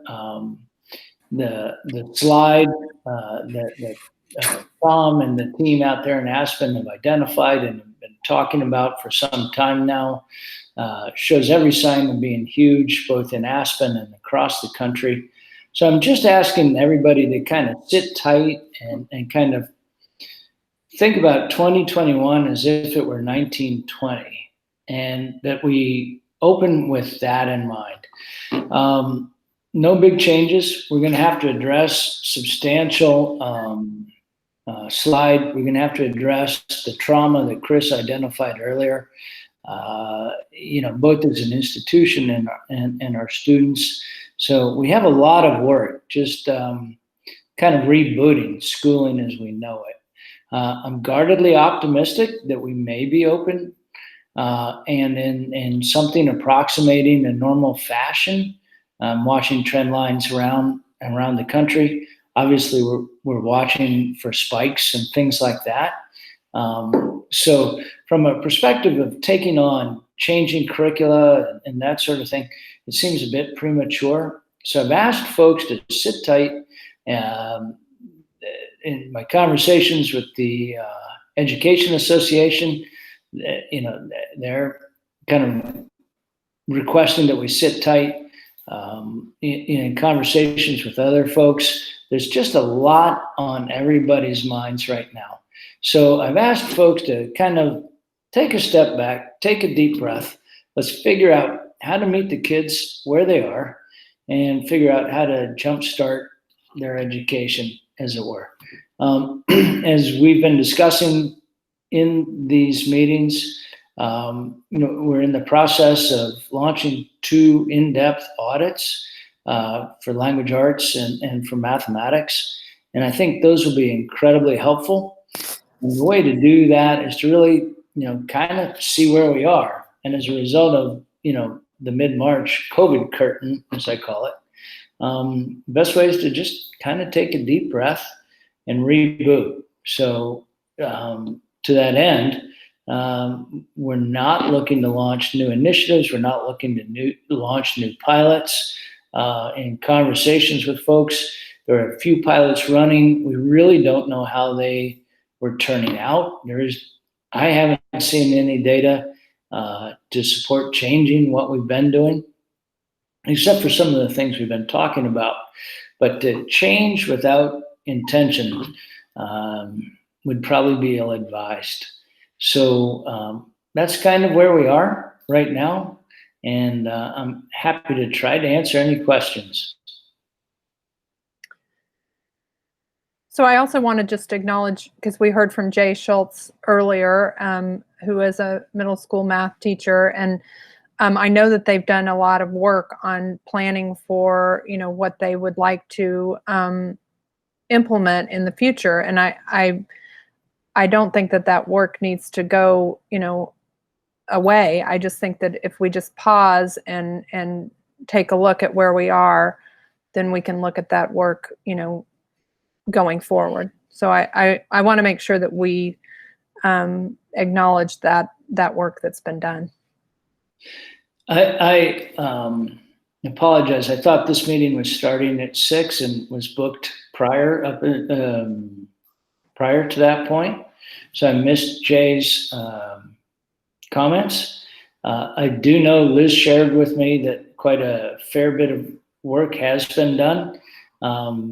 That said, COVID happened, and I think it's a really good opportunity to, not discard that work, but to hang on to it and to kind of take a really good look at it, sort of with fresh eyes moving forward. Going to be out in a few weeks, looking forward to spending some time with the middle school folks and the math folks and really wrapping around that conversation. But between just a massive slide that could be happening, and I thank Tom for bringing this up on the radar early on. I think it just makes a lot of sense to really figure out where we're going and how we're going to get there as an entire system, as an entire district, if that makes any sense. And I'm incredibly appreciative of the work that's been going on. I know Chris Baston was running literacy pilots at the elementary school, which got torpedoed pretty much, with the broadside by COVID-19. It's hard to establish that. I see Chris on here. So, I don't think I'm speaking out of school to say that. Liz kind of brought me up to speed on the work they've been doing around the math. But as I said, we're hoping to launch these curriculum audits and to really find out what's been going on, where we are, and what we need to do to move forward in sort of a holistic way. Well, actually, in a holistic way. So, sorry, it's kind of laid out here on the East Coast.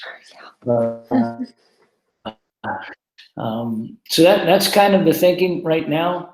From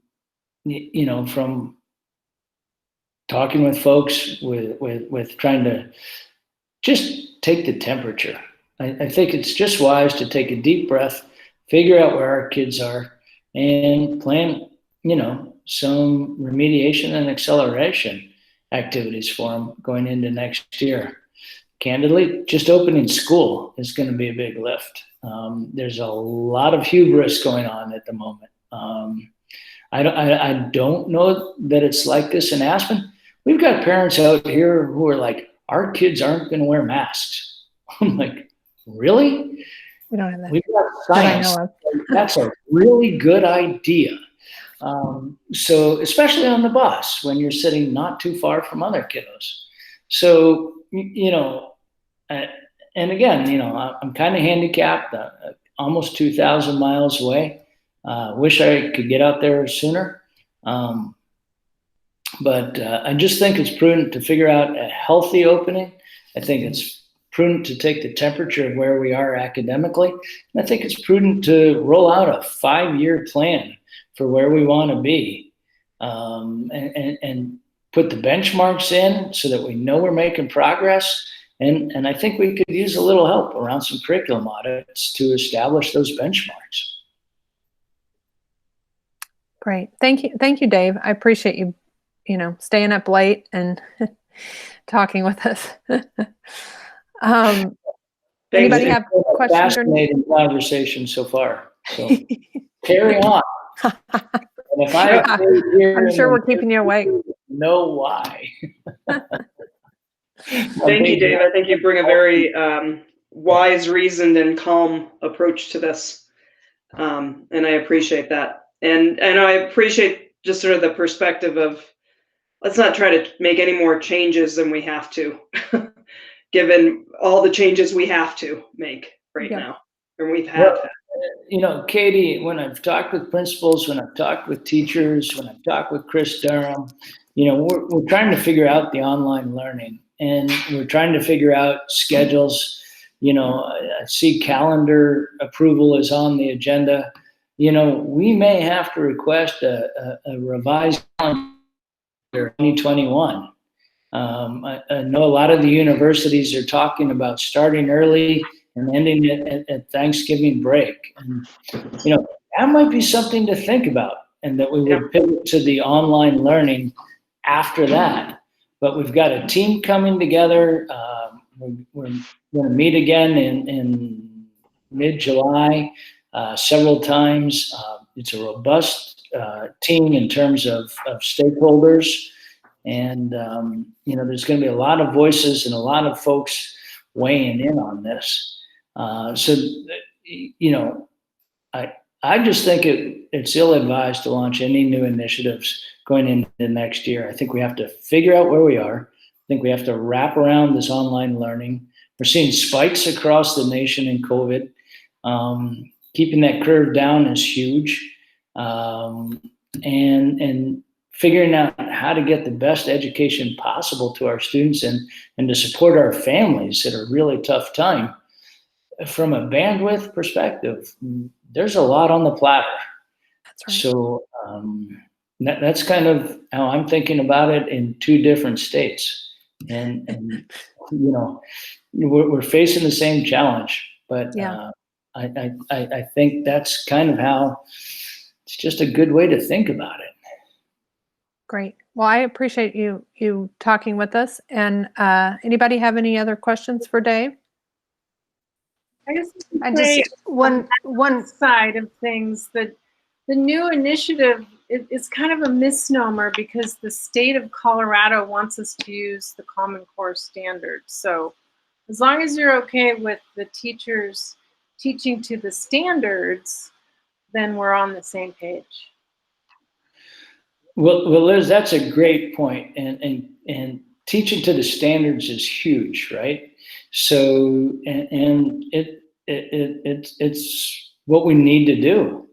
The Common Core are phenomenal standards. I mean, who can argue with standards? But how we do it is really, I think, the question here. So standards exist outside of curriculum. They are man-made, and you know, we have to be cognizant of that as well.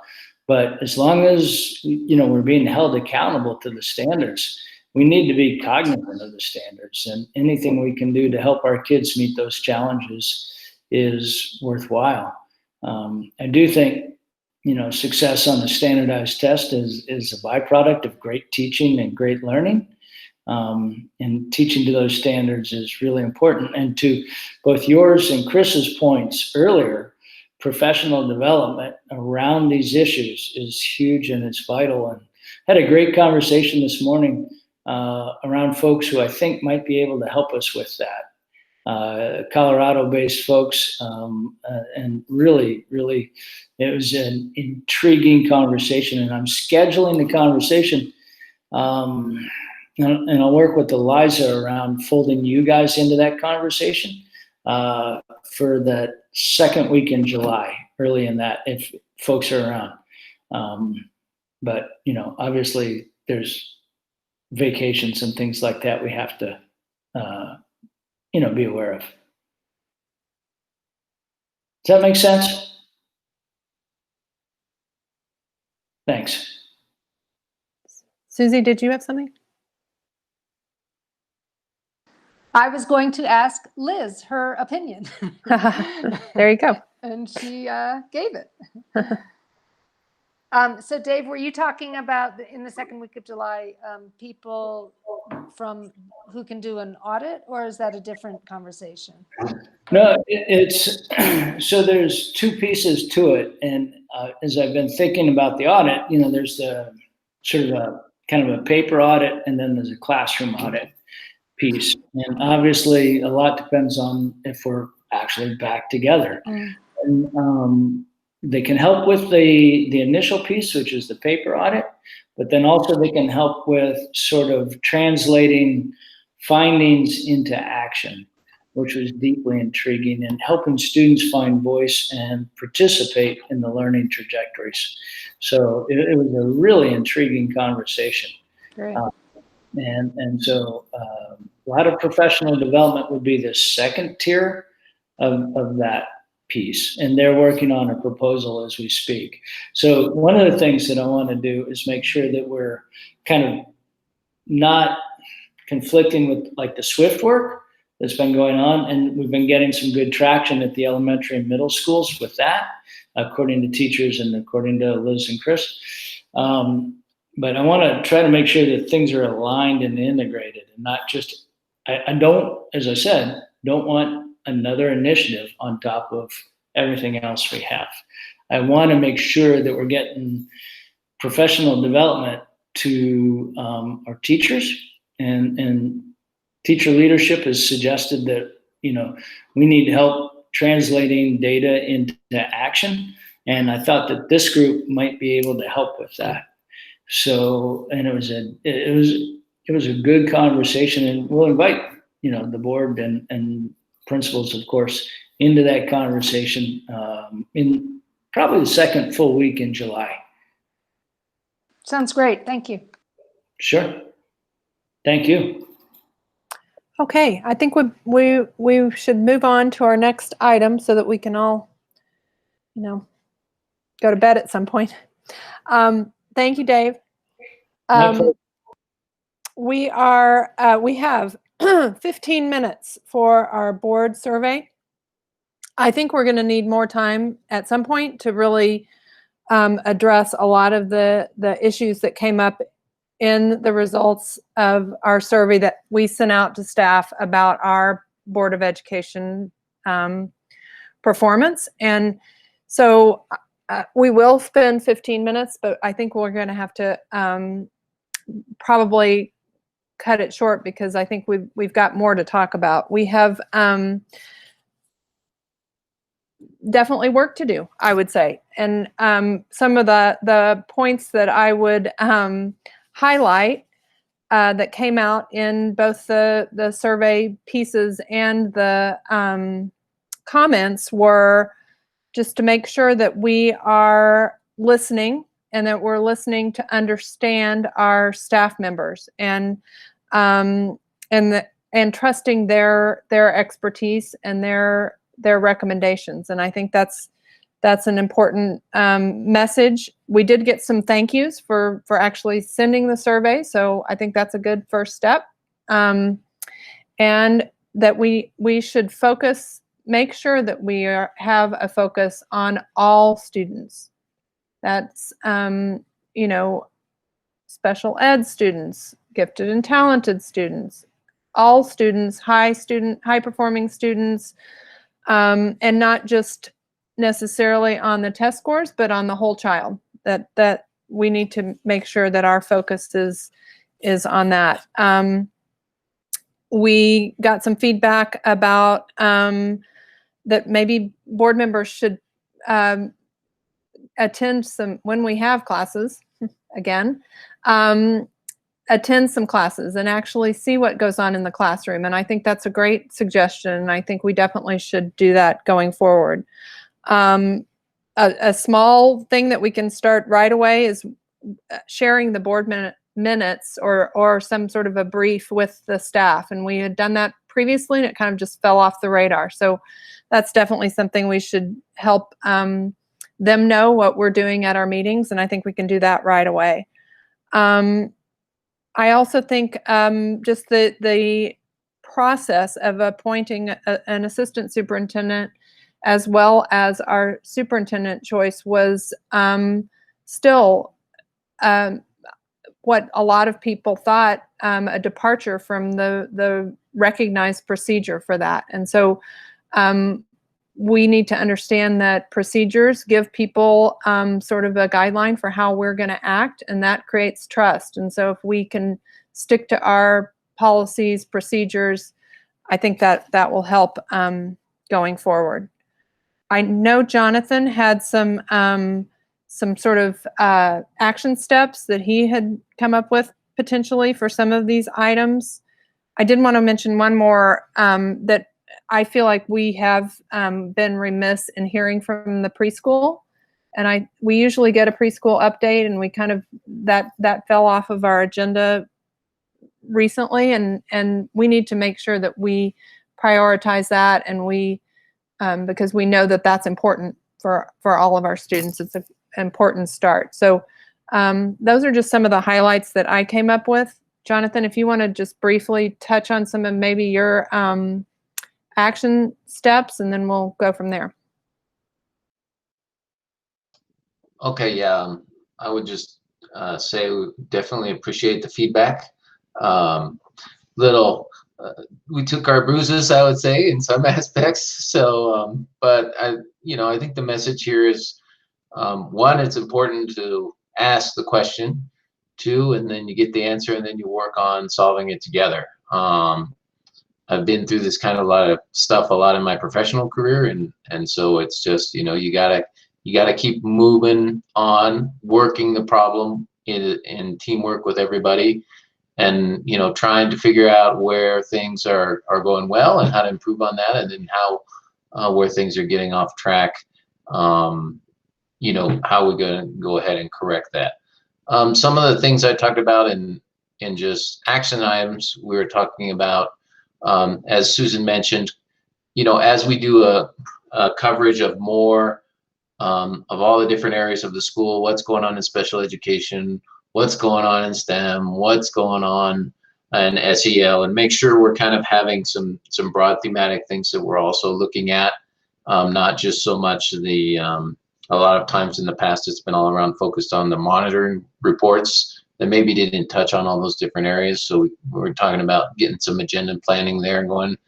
I did emphasize again the comment about special education. I think there was some misinterpretation about what I myself and other people on the board, what I was really trying to push for when we were having that discussion was around how do we get schools open as quickly as possible and providing services to as many people possible in as short a time as possible. So I think that was the overall objective. Maybe it didn't come across that way. So we just want to make sure to clarify that, and also, continue to work it. Obviously our actions will determine, how those things are perceived, but I definitely think there's something there that was not communicated or did not come across in the way that we meant it by any means. I think there's a deep discussion that we all need to have with Dave and as well as a staff and board. How do we define equity and equality? I think it's hard for us, any one particular person, to articulate. There's the graph, everybody uses the little, the picture of the kids standing by the fence and how everyone has a different box, and that's equity. And then the equality is when everybody has the same size box, and then, the one little guy can't see over the fence and the other one's 2 feet over it. Now, so I think that works out well as a demonstration, but I think at least where I've heard the parts that it becomes more difficult is, okay, well, how does that get down to the classroom level, and what does that mean? And personally, I've lived with both styles of both pull-outs, teaching of kids, and I've had my kids in schools where all the classes were the same. I think they both work. You just got to be prepared, and you got to kind of make sure you're set up to be successful at either one. So I think that just kind of needs to be a conversation that we all need to have. And so we'll take that on with Dave to make sure we have that next year. Definitely, as Susan already said, we need to continue to be diligent about our communication when we're doing things along the organizational changes. And, maybe we fell down a little bit on the way we communicated things there, and, we need to do better next time and continue to do that. Hopefully the communication we have at the end of this conversation will continue to help move those things forward. A lot of comments from you guys about bringing the schools together as well. We want to put that on an action item for Dave in the coming years when we discuss what his priorities are. And let's see. And one thing that we do need you all's help on is there were some comments that the staff felt put down or belittled by comments that certain board members had made. Maybe I made some of them, I don't know. I don't think that's really the point. I think we need your help identifying those and telling us when we're doing that. Because most of the time I've experienced people, A, don't think they're doing it that way. And then in my experience professionally, B, the person who thinks they did that ends up, creating their own story about, what that person meant to say. So I've always found the best thing is to just, if you think that for some reason, if I offended anybody or anybody on this board, we would just ask you to just tell us and say, hey, look, your comments were perceived by me in a way that I thought was hurtful or didn't really properly recognize the work that we're trying to do. Because if we can't open up that open dialogue, there's not going to be the transparency, the culture of trust that we need to be able to really, challenge and share ideas, because that's when the really great work gets done, is when we can have an open dialogue where people are in a trusting environment and talk about the best way to give the best education to all our kids. That's it. But if we can't build a culture of trust, then we won't be able to do that effectively together. And I would other, sorry, Jonathan, I want to make sure we have time for other board members if they've got anything to chime in. The last one, I just also think that this is something to work on, Dave. When we move forward, just understanding also how our format works for us or against us, because I think sometimes if we're just having a lot of discussions, then it cannot be as productive as to like moving forward really on concrete action items and things along that. So those were some of my ideas, and I thought takeaways from the thing. So anybody want to add anything? I would. So thanks. I agree with what Susan and Jonathan said. The only thing I wanted to add was along the lines of what Jonathan indicated is, we are here as board members, open and available. We just had office hours, a couple weeks before the survey went out. Please reach out when there's questions, concerns, or things that you want us to consider and know. We're only as good as the information we get from everybody. If we don't get it, if we don't hear from people, we don't know. So, please reach out, make an appointment at any time. We did that open office hours thing, but our emails are readily available. I'm speaking on behalf of everybody, but, please just make an appointment with us and we'll chat anytime.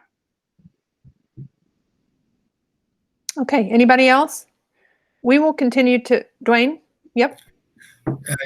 Real brief, I understand. Yeah. I take that survey as a huge message around our total ineffectiveness as a board and to behave as a leadership team. And I think about, just personally, I think about points in my life where, I've failed as a leader. And more often than not, it's because I lost sight of my role as a servant. And I think about, the service-based leadership model, where at the end of the day, you are putting, and even at the beginning of the day, you are putting the needs and the desires of those that you work with in front of your own. And you rely on, things like dignity and respect, and you are sincere with your humility, and you are willing to share your vulnerabilities, whereby you start to really develop true mutual respect, and there's a relationship, and there's that kind of that emotional quotient that comes through, and is frankly probably the most important piece of data that I try to live my life by. Said another way, we're not going to get very far with any of these folks in our organization if we kind of come back and say, look, if I offended you, I want you to tell me, which is implicitly saying, I'm not going to change anything. I'm going to keep doing what I do. But if I step on your toes, you got to scream. If you got pain, you got to scream. Otherwise, I'm just going to keep on doing what I'm going to do. And so I'm asking us to really step back and think about how it is that you want to connect with people in this organization. And if you really do want them to find joy and achievement and self-actualization, we got to work on the fundamentals of building a true cultural relationship. And by the way, that doesn't happen in 2 weeks or 2 months. We just pissed away probably a couple, 3 years of work. And so we've got to say, okay, we're starting over again and building relationships and trying to build trust. And you don't do it by forcing it. You actually just model it, and you hope that people come around to you. It takes time.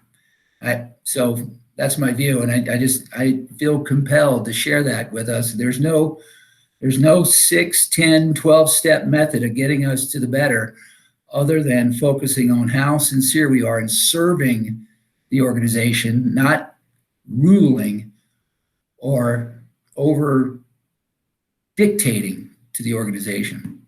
We are serving it, and we're serving our community in the same role. So there. Sorry. No, very well said. I do I think that spending time in the classroom is, I think, one of the most powerful things we could do to reestablish trust. It doesn't have to be a lot of time. It doesn't have to be a whole class period. I just think instead of maybe so many meetings that we attend, thinking we're doing good by going to all those meetings that we all go to, maybe instead spend a little more time in the classroom and maybe a fewer meetings. Yeah, and I think the willingness to work on this is a good first step. So, I'm hopeful in that, and so I think we can keep it on our radar. That's the other piece, is I don't want to just go, okay, we did it. We did a survey. We talked about it. Moving on. I don't want to lose, the focus. So we need to keep that on our radar, and we need to come up with some ways to do that. But I appreciate everyone that gave us their thoughts in the survey. That took time, and it's important for us to know. So anybody have any other thoughts? And we'll just keep working on this. Yeah, I would just say it is important to have a plan to work on it and commit to that plan. That's where the credibility, I don't know if I'm disagreeing with you, Dwayne, but I think there are, I'm not talking about a 12-step plan, but in my experience, if you set out some objectives, if you work on communication, if you listen to people, if you continue to, like you say, work on making sure there's a culture of trust and building those and modifying behaviors to assure that culture, that's a methodical way to do it, and it works. That much I know. Yeah, no argument. But you gotta keep after it. Both. It's both. It's all of the above. But it starts from all of these improvements start from our heart. Agreed. Which is another way of talking about that social emotional, that emotional quotient, and trying to really, really gain respect and and convey dignity to others, and to help them find their joy. You got to be really sincere about that, and we are. We just have to figure out a better way of expressing that is honest, authentic, and consistent. Agreed. Okay. Well, we will we will come up with some action steps and just continue to kind of keep this on our radar. I do think we should move on. We have a agenda item, which is 6.4, our draft 21-22 district calendar. Tom, you want to just tell us a little bit about that?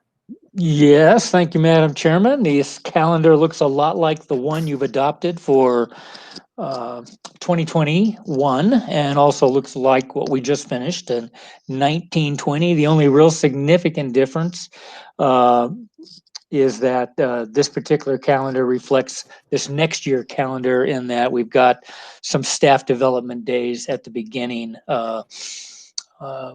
that are those 5 total days, like what you adopted this year, and that seems to have been well received by staff. We did send a survey out to the community at large and try to get some feedback on just the conditions of calendars. And most people recognize that they knew we were adopting a calendar for 2 years in the future. So they recognize that this is always something we try to stay ahead of the curve on. The really big question that was asked was really around spring break. And our neighboring districts have spring break at the end of March. And so that was called out and said, would you like to continue maintaining our existing spring break? I'm sorry, it's not the end of March. Let me pull up. I think theirs is the week before ours. We're the end. Anyhow, what we heard loud and clear is the community wanted to keep our spring break at the place where it has always been, which is the last week in March, and not to align with our neighboring districts, which is the 3rd week in March. And that was a fairly clear comment by most of the respondents. There's always a handful of people who want us to start later in the year and finish earlier in the year. But it's hard to do that and get 185 days in, or enough contract hours, 1,050 contact hours for instruction. So that is the calendar in front of you. And as Dave said earlier, COVID-19 may usurp this calendar, and if so, if we see a spike and the governor makes a declaration, or if Pickens County Public Health makes a declaration, then your leadership will have to work with you and determine what a phased opening is going to look like and what those dates would actually be. You have plenty of time to make those changes, should that happen. So this calendar needs to be adopted by when, Tom? Well, we typically try to adopt this calendar in the spring. We try to get it done in May. So we're just a few days later than we have historically done this. Again, this particular calendar is for 2 years from now. Right. And so if you find that the Pickens County Public Health Order is starting to stipulate some changes in your existing calendar that you've already adopted, you're obligated to make any changes to that calendar 30 days in advance of the change. Okay. Now, you could, if you wanted, also adopt a resolution which allowed yourselves and or the superintendent to make those de facto changes.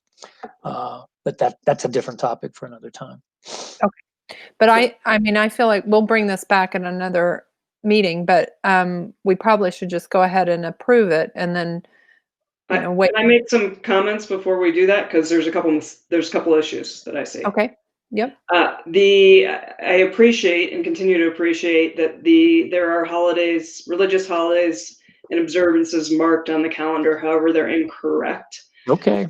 I think historically for holidays that start on there's only one date that's wrong. That's Yom Kippur. We mark it on the full day, not the evening before. So it's the 16th, not the 15th. And then it also brings up the question that comes up every few years, unfortunately, for that group of 8th graders, which is the traditional days of 8th grade outdoor ed are during Yom Kippur. A few years ago, it was during Rosh Hashanah, and there was a very good accommodation made, but they're two very different holidays. Yom Kippur being the the holiest day of the year for the Jewish faith. My hope is that there can be some consideration for that holiday. Now, I know 8th grade outdoor ed is not on the calendar, but it traditionally would, according to September 2021, the kids would be leaving the 9th and the 10th and coming back the 16th, or coming back on the 16th. So before we adopt this, I think we need to make sure we can consider that for those students. And it is a significant number of students. The second issue related to that is should that request not or change not happen, we have on the 17th, a K through 6 assessment day, and that puts 5th and 6th grade out of school and 8th grade out of school traditionally that day, with only the 7th grade left in the middle school. So that's kind of funky. I just wanted to bring that up because that's a lot of school to happen for one grade to be present. So I don't know if there was any consideration about that in the planning. There was. That's trying to align with our READ Act and trying to get that data collected in a timely manner so it can be reported. And so there's a limited window we have to work with. Okay. Well, I don't know what the solution is. I just think we need to address these before we adopt this as a calendar.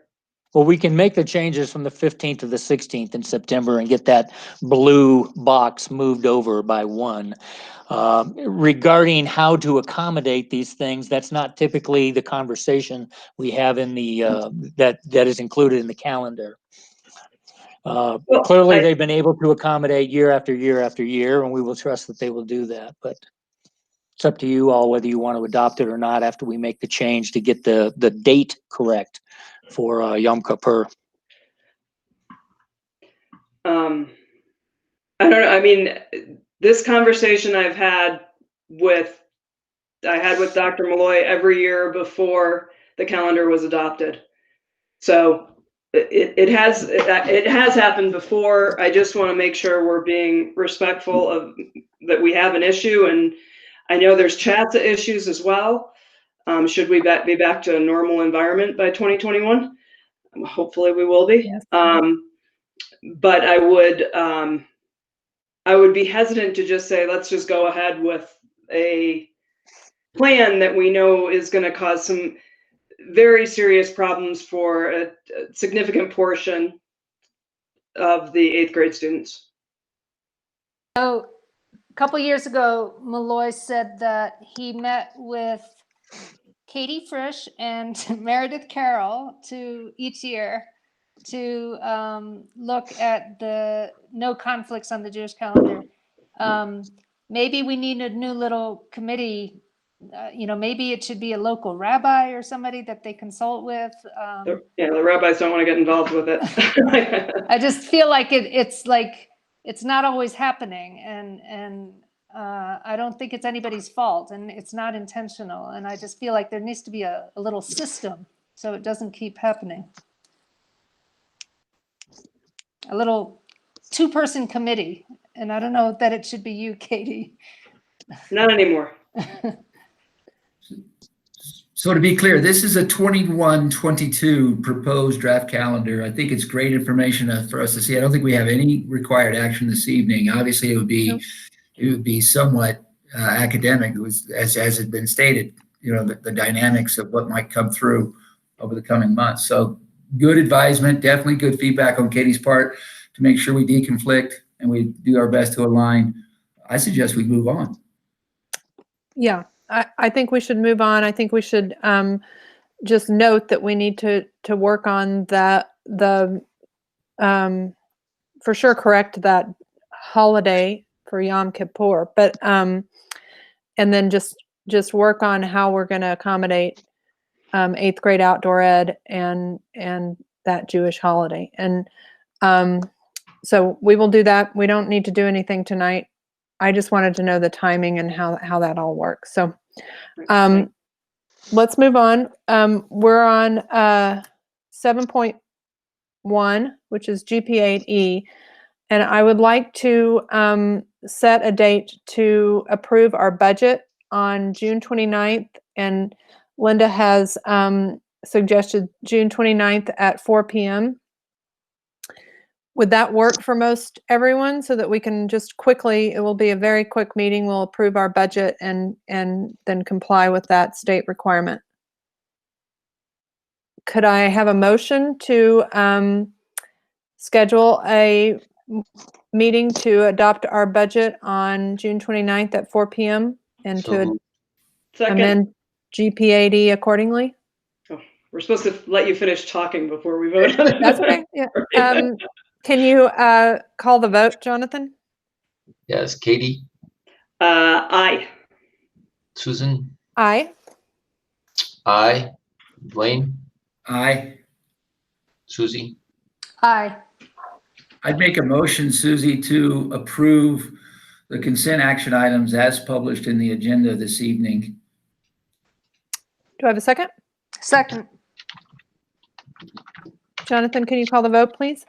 Yes, Katie. Aye. Susan. Aye. Aye. Dwayne. Aye. Susie. Aye. Okay. I have just a quick announcement. Because of that, what we approved in our consent agenda, we have 4 new hires that we are excited to announce, and we will have a press release going out tomorrow to announce that our new high school principal is Sarah Strasburger. Our new director of student services is Adric Arndt. Our new facilities director is Jorge Calderon. And our new transportation director is Reagan Mahaffey. And so we're so excited to have some hires from within and some new faces. And so really, really happy about all of those new faces coming in and new movement into positions. Look for a press release or something in the newspaper about that coming up. Bravo. Congratulations to everyone. Bravo, bravo. It's exciting. Congratulations. Welcome. Really exciting. And thank you, Dr. Hild. I really appreciate it again, for sure. You're a rock star for all that continuity. Yep. Okay. We have just our next board meeting, which is scheduled for July 8th. We have this content actually should be under future meeting work sessions, but we have now kind of a new list that we're going to keep up to date about our future agenda items with some action, follow-up action going on and who's responsible. And we're going to clean this up a bit, but I think that's going to serve us well for future agenda items going forward. 10.1, Susie, can you debrief real quick? So if we forget that we met with the city for 2 hours, this was a really short meeting. Let's try to forget that. Although it was a great meeting. It was I was going to say it was a great meeting though. So really good. Yeah, it was. So I keep thinking we should try to pare down these meetings, and yet everything in it was pretty good. I still think we should pare them down. I think that, Susan, it was good when you cut me off a few times. I encourage you to keep, Did you like keep that? doing Good. that. Feel free to cut any one of us off whenever you want. But I think it was a good meeting. I just think we need to pare it down because we don't want to burn out. We just don't want any of us to burn out. I agree. Anyone else? All right, it is 8:35 and I will adjourn our meeting. Can I have a motion? So moved. Second. All in favor? Aye. Okay, thanks everyone. Thank you. Thanks everyone for staying up. Yeah, for sure. Thank you, Dave. Yeah, especially Dave, yeah. Dave wins the prize. Congrats to all our new people. That's right. Yeah, thank you guys. We'll be got a lot ahead. Yep. Yeah. A lot of good stuff ahead of us. All right. Absolutely. Okay. Good night, everyone. Good night, everybody. Good night. All right, thanks.